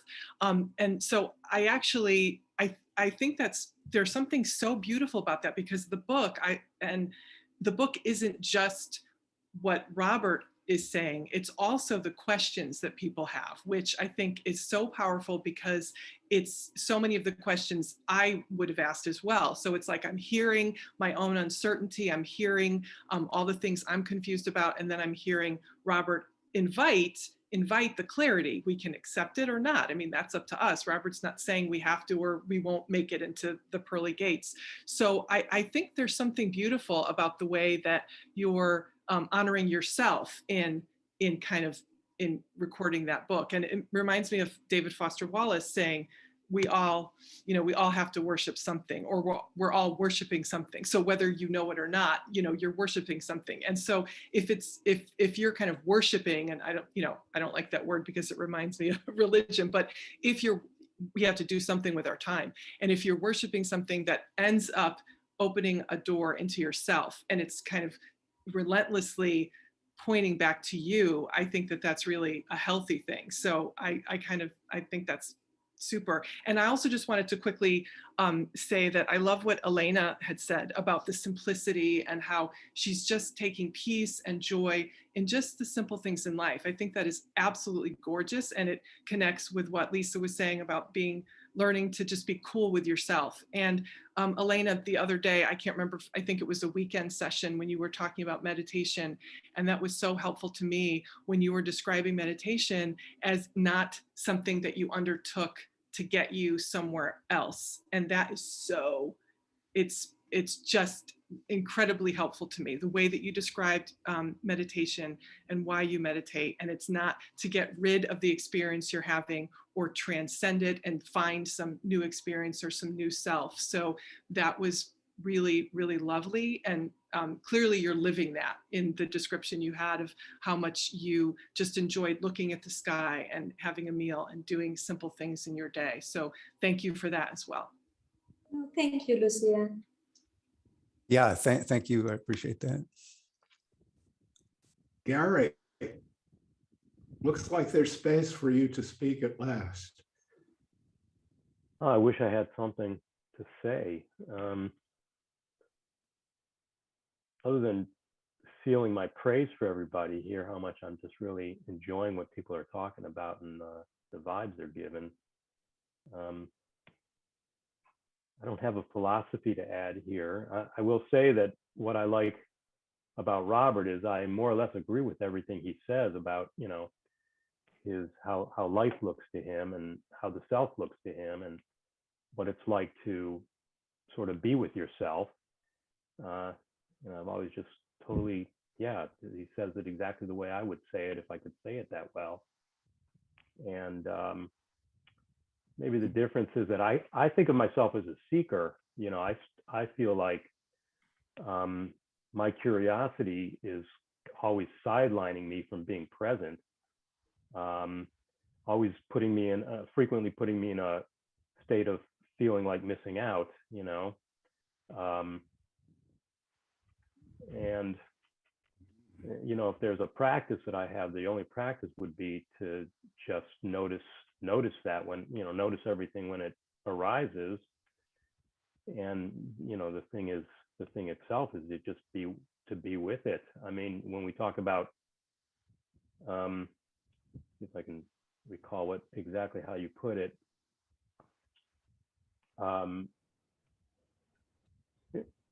you know, everything comes up, the pain comes up, the wanting to not be here now comes up, the wishing things were different comes up. And the only thing that I can do is sort of just be with that, you know? And maybe that's the thing itself. Maybe transcendence is simply observing everything, and which lets go in the next moment. And, you know, that's the stream of consciousness for me. Yeah, I don't have a lot left. Well, I think I started to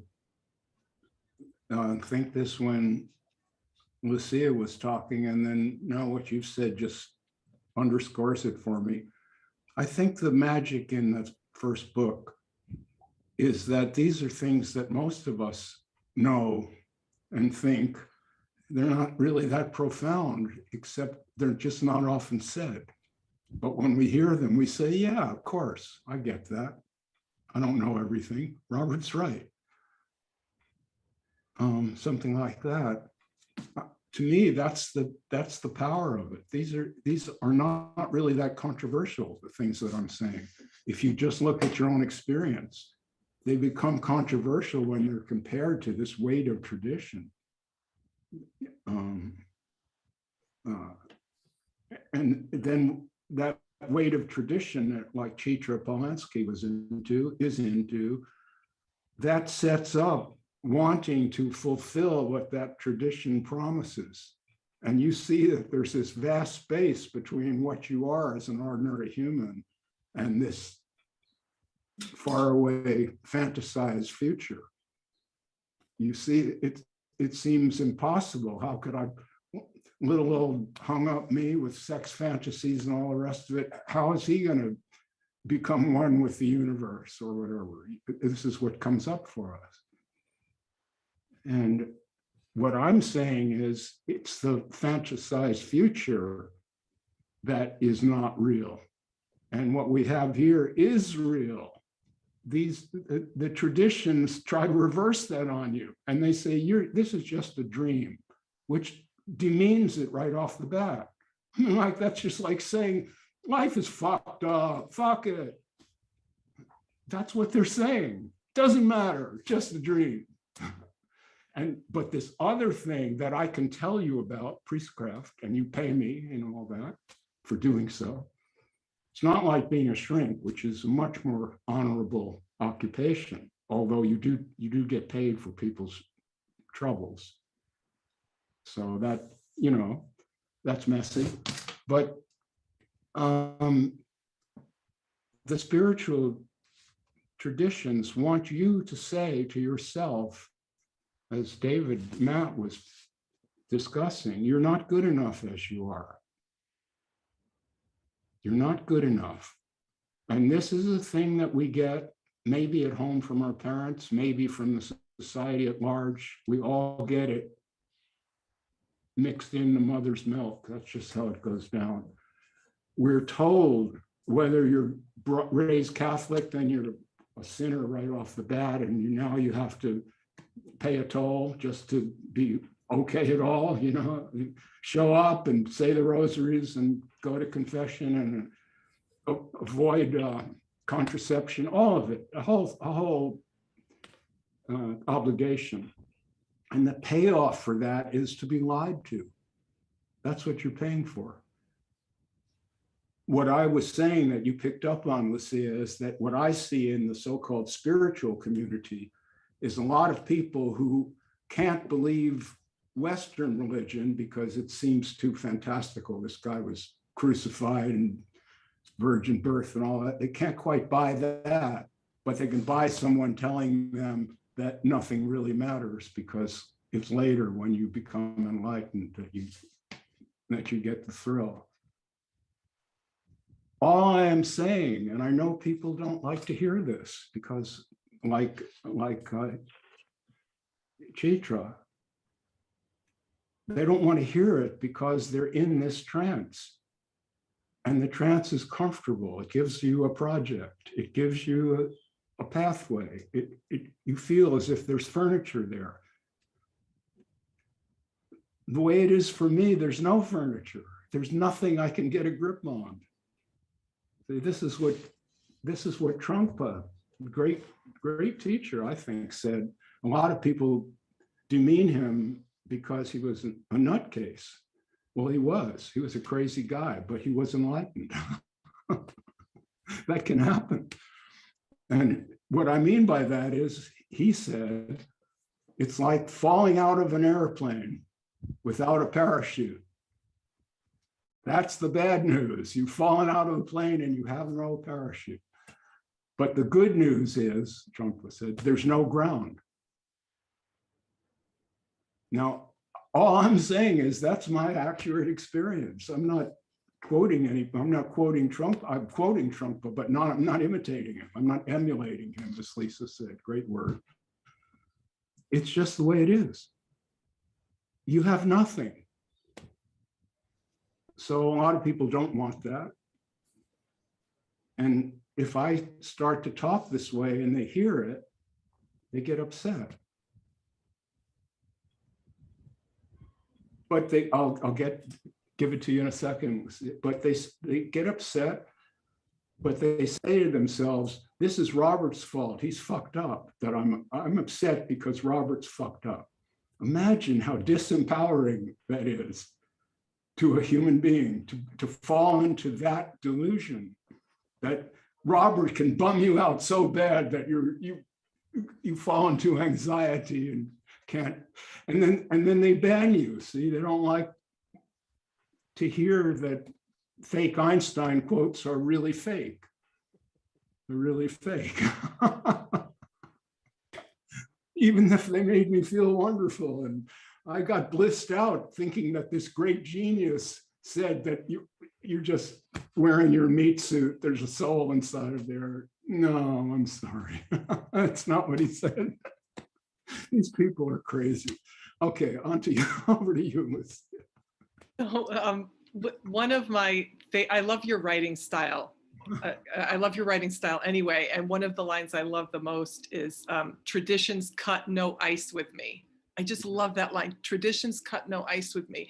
So, so I had to say that when we were talking about tradition. And also when I think Elena said earlier that, you know, she's okay with the mystery, like she's fine with the mystery and just, it's a mystery. We don't know how we got here. We don't know like when we're going to leave here. We don't know. And I think it takes a real maturity to say, I'm really okay with the mystery, because I think most of us, we want Columbo to come in the final scene and just reveal everything to us. The mystery is uncertainty, and we don't want uncertainty.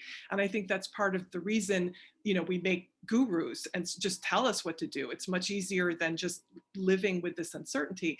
And I think, and I'm, you know, was thinking about, Robert, when you were saying how, you know, what you're saying isn't controversial.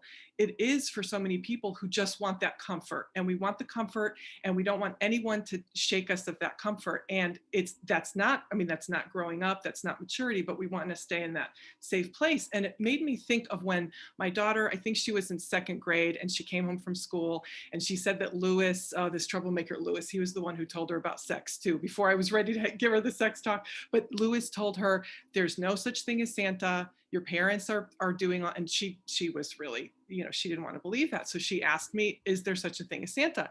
And I had read that if your child asks you, you should ask them if they really want to know, and then tell them the truth. And before then, you know, she had said things like, wow, the fact that he can get all that stuff to all the kids, that's crazy, right? And we would say, oh, you have to believe to receive, which of course is what religion is telling you. Religion and spirituality. I mean, religion is trying to reconcile the irreconcilable. And it's telling you, if you don't believe, you're not going to have that afterlife. And, you know, Mother Teresa said, suffering is a kiss from God. So be grateful for the suffering, because that's how you'll receive the gifts that you won't get in this life, et cetera, all that bullshit. But so I asked her, honey, do you really want to know if there's a Santa?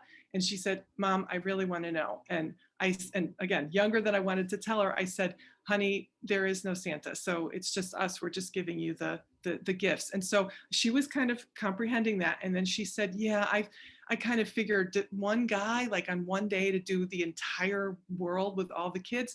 And then I couldn't just like sit with her there. I thought she was extrapolating to everything else. So I said, yeah. And like the tooth fairy, like, you know, how could the tooth fairy get all those teeth? And because I made a big deal out of the tooth fairy leaving a note for her with special glitter pen that I didn't use anywhere else, and cutting the paper with scalloped edges. She flipped out. She didn't assume that no Santa meant there's no tooth fairy and there's no Easter bunny. So she got mad at me, and she ran into her room and slammed the door. And this was a child who was very rarely mad at me. What an easy child. So she was mad at me. And I was just telling her the truth. She didn't want the whole truth. She wanted that little slice of truth. She wanted the rest to just, be the comforting thing, that there was this extra, this being that could see her and would come in mysteriously and leave her this money and take her tooth away and put it in Enamel City, where she kept all the teeth, because my daughter kept asking questions of the tooth fairy. Why do you do the teeth? Why can't you leave a picture of yourself, et cetera, et cetera. So I crushed that. And she wasn't ready for it, and she was mad at me. So these people, it astounds me that they're mad at you, Robert, when you're just saying, this is my experience. And when they say, well, this, and you just ask very calmly, you're not antagonizing, and you know that how. That's just a question. And it makes people so mad, because I don't know, but I think they might have that little sense that, okay, what I'm believing, that's really nuts. What's the difference between Catholicism and saying everything's a dream? It's still saying that this life doesn't matter and there's something on the other side. And they don't want to listen to that little voice inside them. And instead they make it about the messenger. And so they're mad at you. So thank you for doing it anyway. Yeah, well, I'm totally aware of that. I mean, when I say, how can they do it? I'm being a little bit cute. I mean, I know why they do it. Of course I do. Yeah. I think Douglas Rosestone said that they do it because I'm taking their fantasies away from them, and they don't like it. They want their fantasies. Well, I can't help it, because to me, I mean, I'm a human and I don't like living in a hypnotic trance. I like to be around awake people, not awakened, just awake people. When I broke my arm a few years ago, and after it started to heal and I could go out in public, but I still have the cast on it, I was really afraid that somebody would re-break it, because it had been a bad break and I wasn't supposed to get any more jars to it. So I'm in the supermarket for the first time after breaking my arm, and it was scary. There were all these unconscious people walking around with heavy shit and carts and everything. And when I watched the way they were moving, most of them were asleep. They weren't even aware of their surroundings. I mean, so I'm speaking, when I say, and you know that how, that's practical epistemology. That's the basic question. What can we know and how can we know it? There are two basic questions in philosophy. One is epistemology. What can be known and how? That's a very big question. It goes on forever. No one can solve it. And then the other one is ontology. And what ontology is what exists. And on what basis can we say it exists? What does it mean? In ontology, for example, a unicorn has one ontological status. It's a thing, but it's not an object. It's a thing in language. And then a human being has a different ontological status, because the human being is something in language. It's a you or myself, but it also exists as a physical body. So if we ask ourselves, how do we know anything about all this? If we don't even know, some people might believe that there are unicorns, is the point that I'm getting at here. And then you ask them, how do you know that? And they say, so-and-so said it. That's one epistemological situation. And another one is, I saw some. They've got an exhibit at the zoo with live unicorns. And I went there and saw them all. It's a different epistemology. So these are the questions that individual thinkers must understand, either intellectually, the way I'm laying it out, or it doesn't have to be that way. It could be something that you just feel within yourself, that you doubt things. Really? Jesus came here?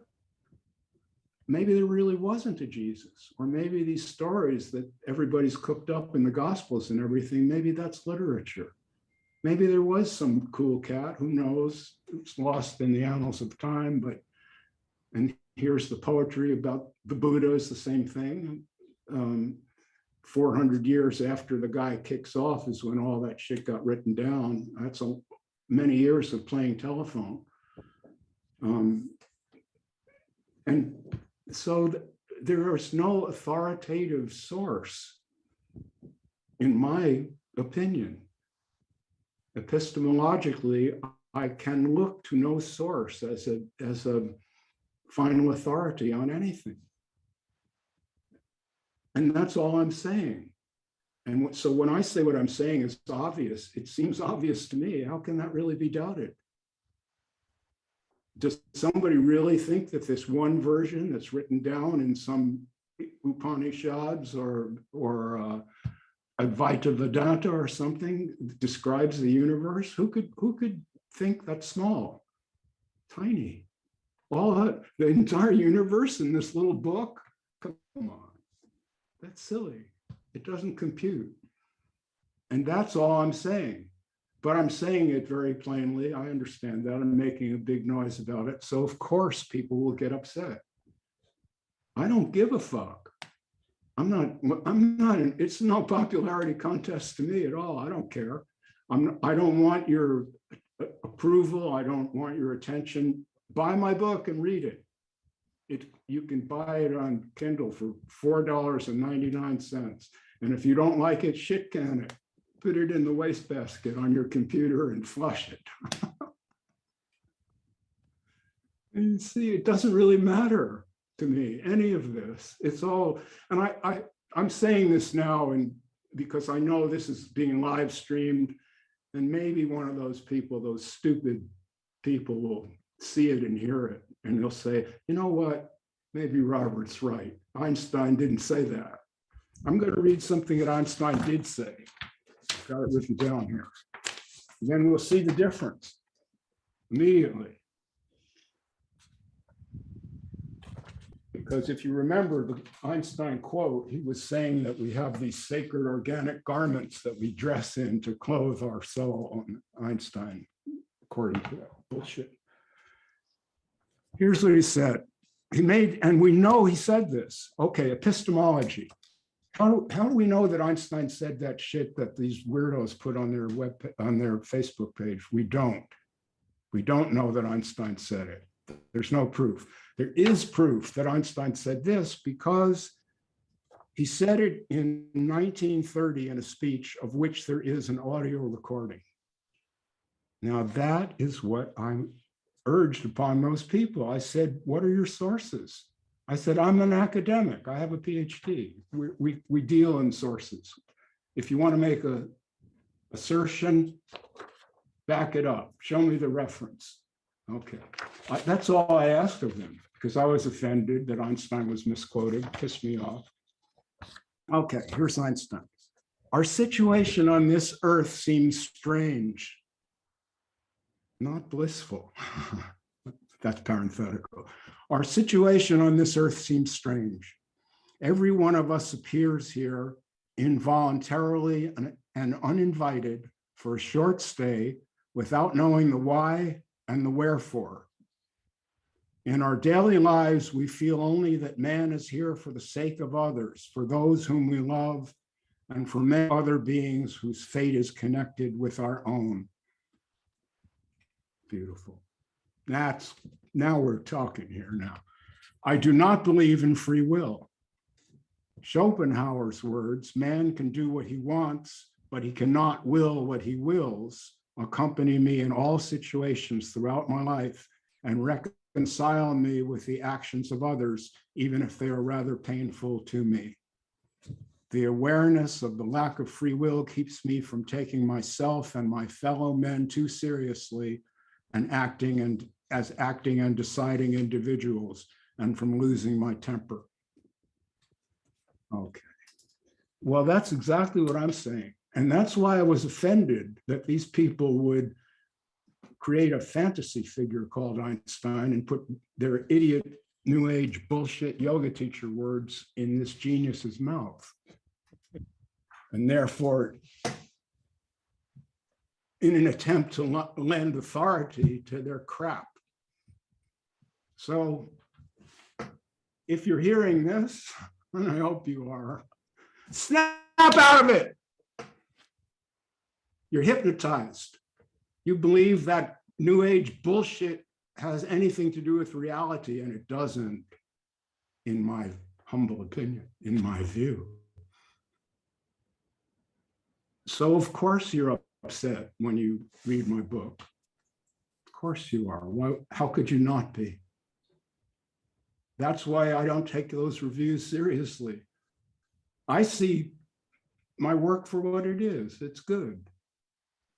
That's all. It's not that big a deal, truly. It isn't. It's just one guy. There's no reason to get your panties in a twist. Oh, who could take over after a rant like that? I saw a couple comments come up in the chat challenging me on being a 12-stepper and how dare I tell my dad to, you know, suggest him to tone down his Saltzmanism in the wake of the fact that I'm a 12-stepper, and they referenced a fellowship that has a big book and a 12 and 12, and that's not the fellowship that I'm a part of, for whatever it's worth. There's other 12-step fellowships out there. The one that I'm a part of is egalitarian. All of the literature was collectively contributed and voted upon by all of the people that were around in that fellowship at that time. And that was really important to me when selecting a 12-step fellowship, that it's one that I'm not going to have a guru figure. I don't go to places that have anybody's picture on the wall as if they are our sage or something like that.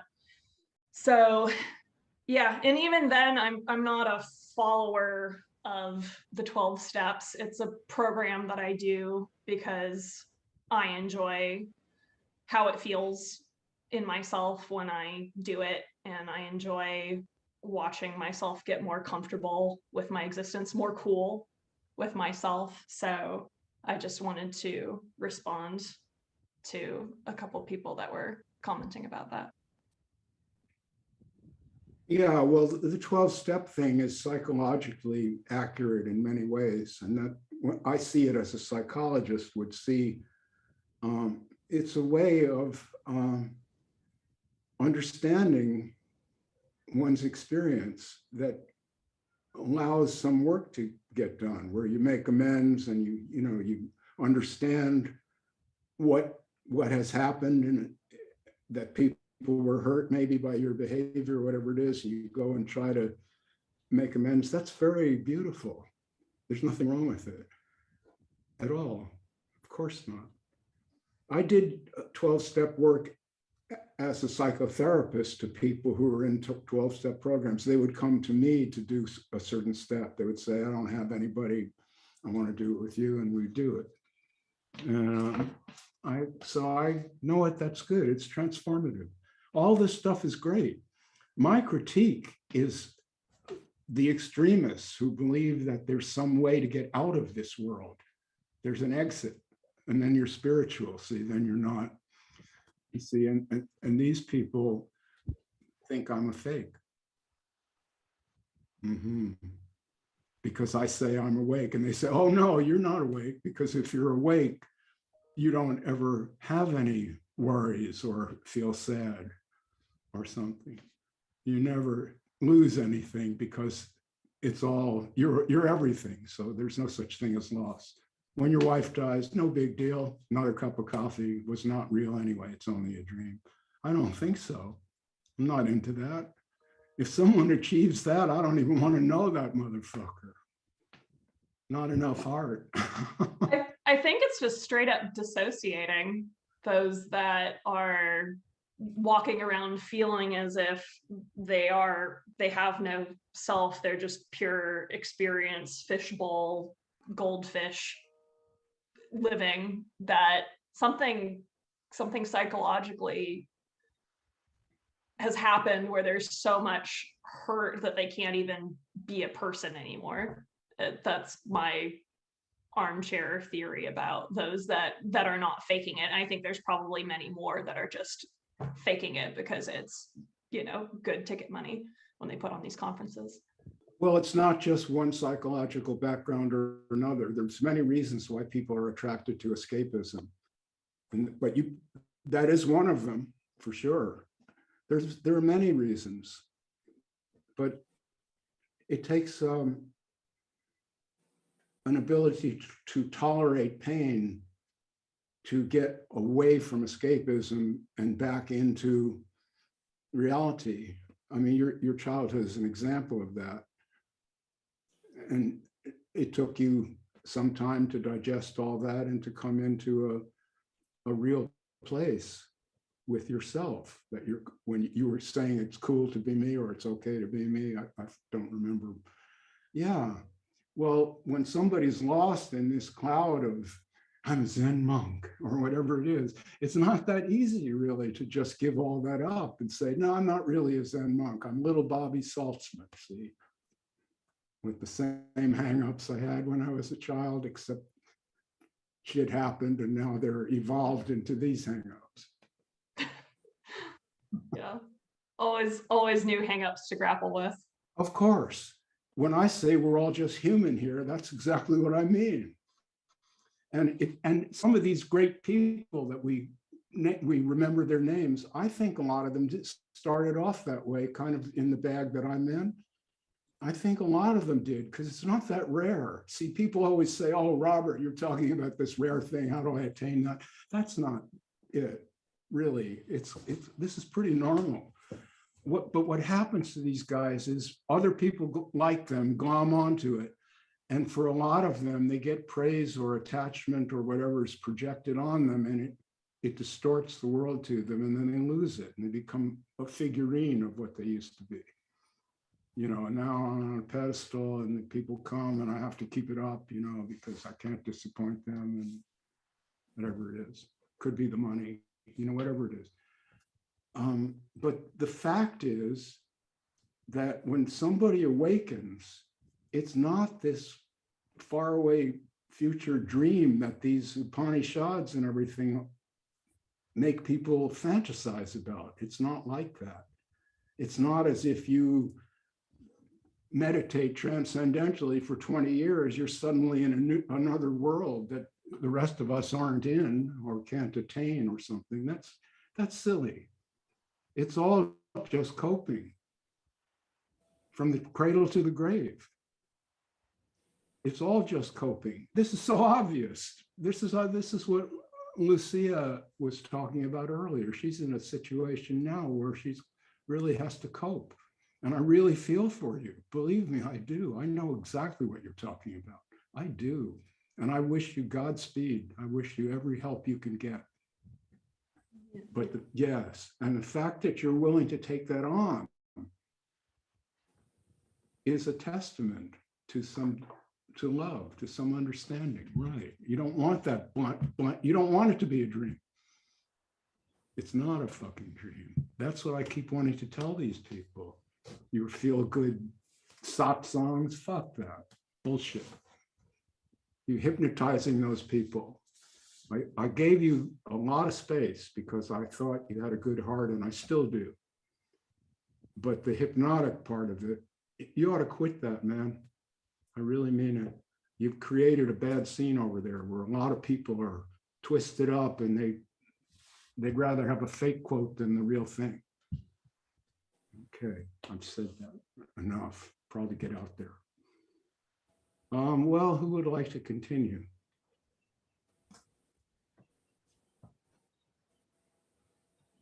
David, Matt.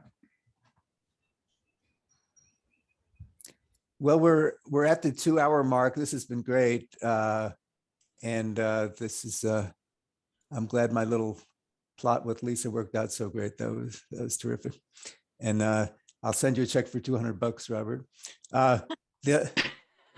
The other day that guy said, a guy from India, and he said, well, Robert, I guess I won't kiss your feet, but I'd like to kiss your forehead. So I agree with that. So.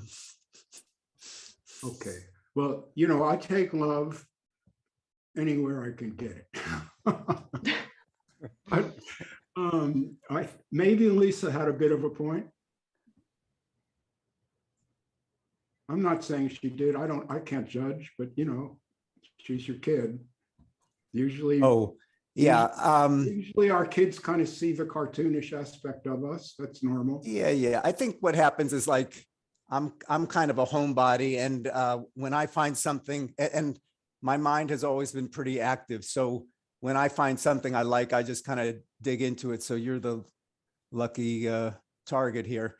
And sorry, it actually has been my luck because you promoted the shit out of my book. I'm sure I've gotten many readers as a result of your efforts. So I'm not complaining. It's not like I want you to stop. Yeah. I mean, you've said many times like, hey, I'm just a regular person. Don't treat me like a guru. And I joke with friends and I say, okay, he's my anti-guru guru.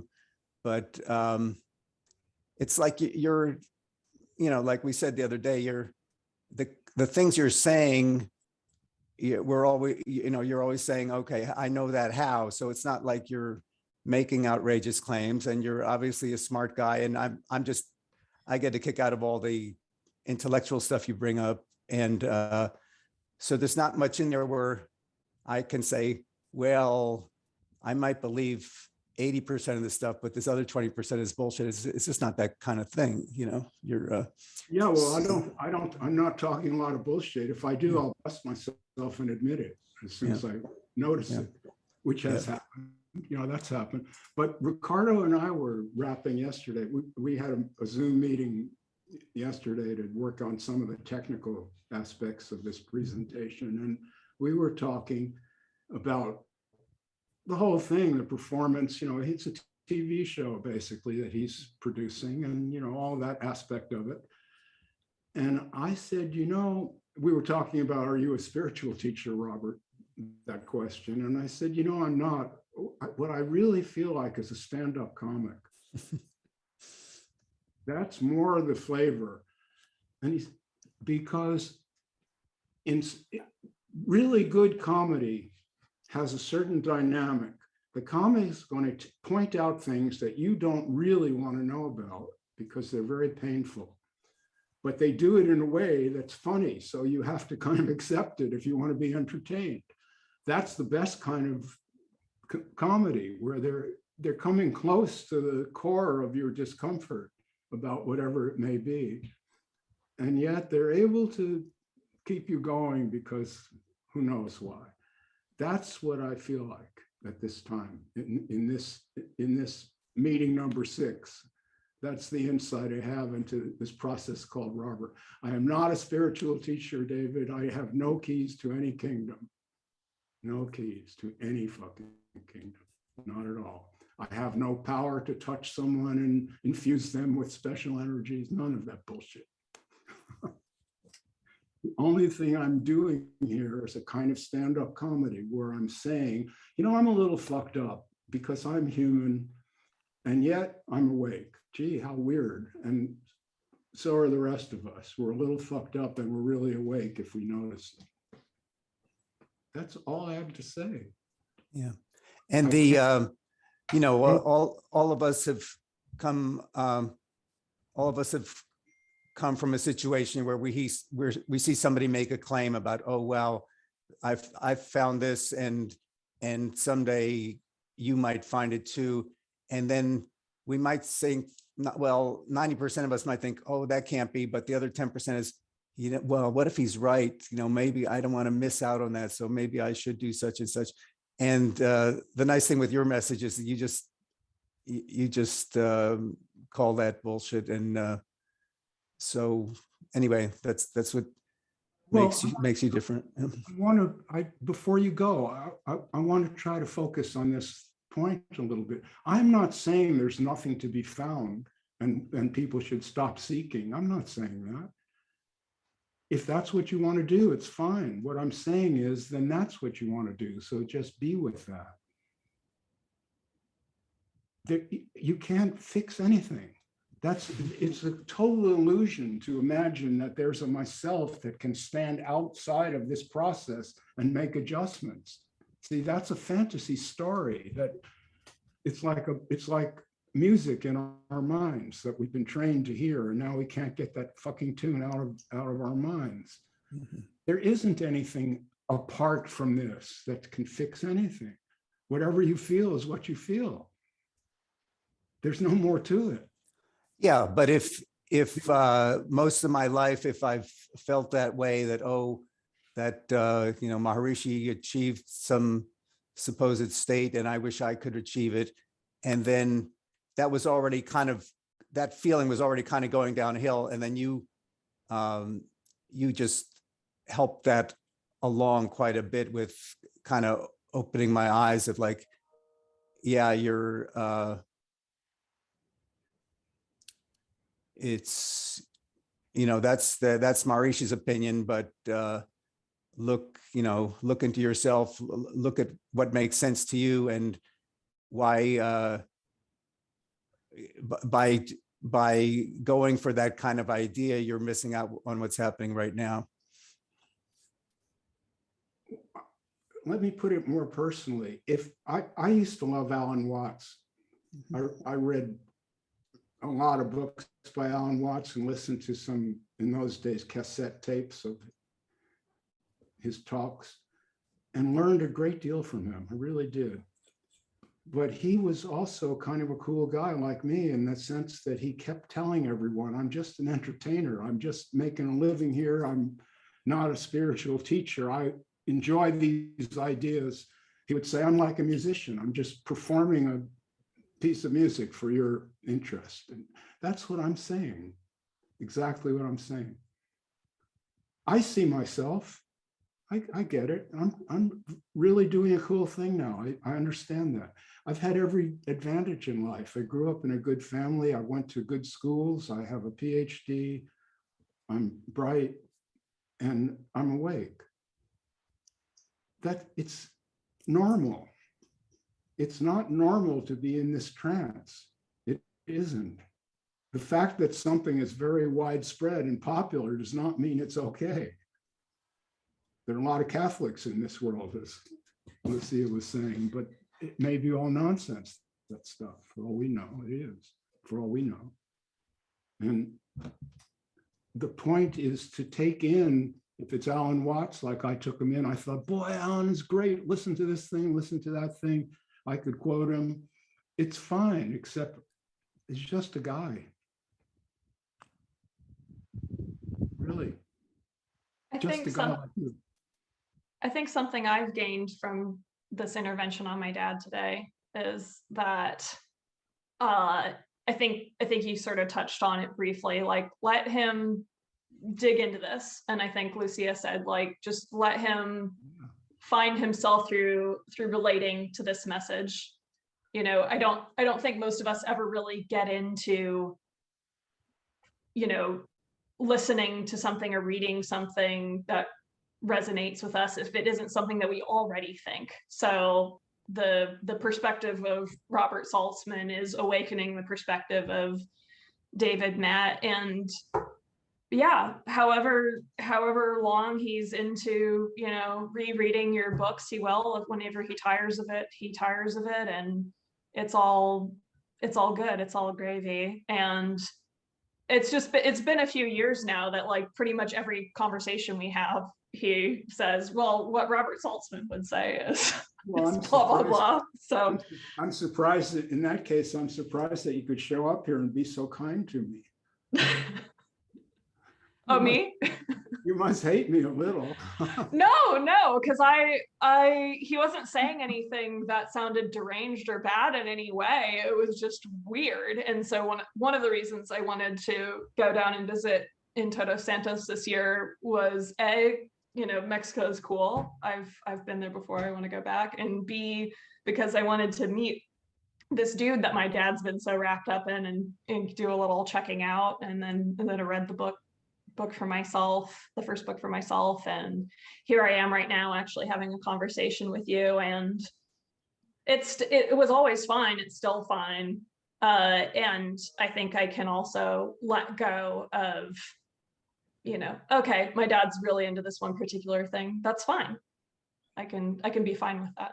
Well, the actual gathering that we had 2 years ago down here was really fun. Elena had this beautiful house, and everyone came there every day, and we talked, and in the evenings went out dancing, cooked some food at Elena's house one night. It was just superb. I mean, it was like John was there with a bunch of his friends that he brought down. It was really most essential. It was very much fun. And we wanted to do that. This is the substitute after the COVID reinfestation of late June, early July. That's when I decided it would have to be called off and made it virtual. And now, at the time, I wasn't quite sure, but that has proved to be sapient for sure. We wouldn't have wanted to do that this year. Invite a bunch of people to fly down here and all be together in the same space for 10 days. I don't think so. Sounds like one of the super spreader events. Well, I hope that conditions are different next year and that we actually get to do it. I'll be down to do it next year if it's happening. Yeah, me too. So any more from anyone? Because I guess we have been going on and on. I just wanted to say that, David, again, I think that's tremendous and terrific that you're reading the book so that you can hear it, because I think what Robert is really asking us all to do, or inviting us, again, there's no agenda, there's no ultimatum or deadline. I think what Robert's inviting us to do is to hear our own voice. So if Robert's words are the launching pad, and then you're reading in a literal way, reading the words, and then you're hearing them in your own voice as you drive, I think that's beautiful. I think it's a beautiful metaphor for what Robert's asking us to do. And I you know, after when Robert, reading your work, Robert, realizing, oh my God, like this is the first time someone is speaking to my adult self, because the other stuff that I was reading and depending on and using like a life raft was, you know, speaking to my child self and keeping me a child. And I love how you said, Robert, that if anyone says, you know, there's one truth with a capital T, run like hell from them, because how can anyone know? And I think you said even just recently on Tuesday's live stream, you said something like, who knows, maybe I'm asleep and everyone else is awake. And so you're saying, and in another interview, I think you said something like, maybe we're all in the matrix, who knows? So you're saying, no, if someone tells you they know for sure, how can they possibly know? And again, that comes back to that humility. And so I donated all those books. And as far as I know, the only other person who's openly saying, I'm not a spiritual teacher and there are no answers and there is no truth, but I think I'm awake, is Tim Kliss. I don't know if anyone knows Tim Kliss, but he's wonderful. His last name is Cliss, and he also does YouTube stuff, and he has a book, This Deafening Silence. And it's interesting to hear people engage with him, because they want to twist his message. So sometimes people will call and they'll say, Tim, I hear you saying, you know, things are this way because they worked out for the best. And he said, I'm not saying that at all. I'm saying that things are sometimes awful here. And even when things are awful in our lives, it's it couldn't be any other way than it is now. This is how it is, and it couldn't be any different. And people will want to make him a spiritual teacher, and he'll say, I'm not a spiritual teacher. I'm just describing my experience to you. And the way my life is different is I don't need anybody's approval anymore, which is what you had said earlier, Robert. And in your own way, you said, like, fuck them if they don't like what I'm saying. Like, I don't need anybody's approval. And that's, I think, huge. That's a big difference between you and so many of these gurus who are desperate for people's approval, whether it's via the money that they spend or whether they need their adulation. So I think that is huge. And the other thing is that Shiv Sengupta, I don't know if anyone knows Shiv's work. He wrote a book called Advaitaholics Anonymous. And I discovered him through Robert interviewing him on one of his Zooms a while back. So those are some great other people who are doing this. And I think otherwise, the people who are awake in the way that Robert is, maybe they're just content to just be quietly awake, because I think it feels like it's the minority in terms of what's out there via, books and other media. So, and thank you, Robert. Thank you, everyone. Thank you, Ricardo. This has been really, truly exciting, exhilarating, and inspiring. So I've loved being part of this. Thank you so much to everyone. Yeah, thank you. Oh, let me turn on my camera here. Oh, thank you for that, Lucia. I love hearing you say that my book hit you in the adult spot, where the previous ones were directed at the child place. That's why I call that shit pablum. It's the perfect word for it. All that feel good bullshit, it's pablum. That's what you tell the child when the child gets hurt. Don't worry, you'll be fine. Don't worry about a thing, you'll be fine. Right. So I'm jumping around here. I guess we're done. Elena, Yeah, I love you from the bottom of my heart. I know, I love you too, Robert. Thank you, everybody, so much. This was delightful. Thank you. And I'll see you next time. John, it was great to see you too. Likewise. Bye. Bye-bye. Thank you, everybody. Yeah, what a beautiful meeting. This was really excellent. I'm really grateful to all of you for being here. Thank you. It's great. John, you're going to do another one of these, right? I'll see if it'll work. This laptop is going to leave on Friday. I've got an iPad. We'll see if I can do it on the iPad. Okay, I'm sure you can. Okay. Is it your daughter? My stepdaughter, Lisa. You're on her computer now, is that it? Yes. I see. That's why you see Lisa Ellis there. Okay, well, so then get her to set you up on the iPad before she leaves. She's probably got the thing happening. All right. Yeah, and we'll talk soon, huh? All right. Loved it. Thank you all. Okay, thanks. Bye-bye. Bye. Bye.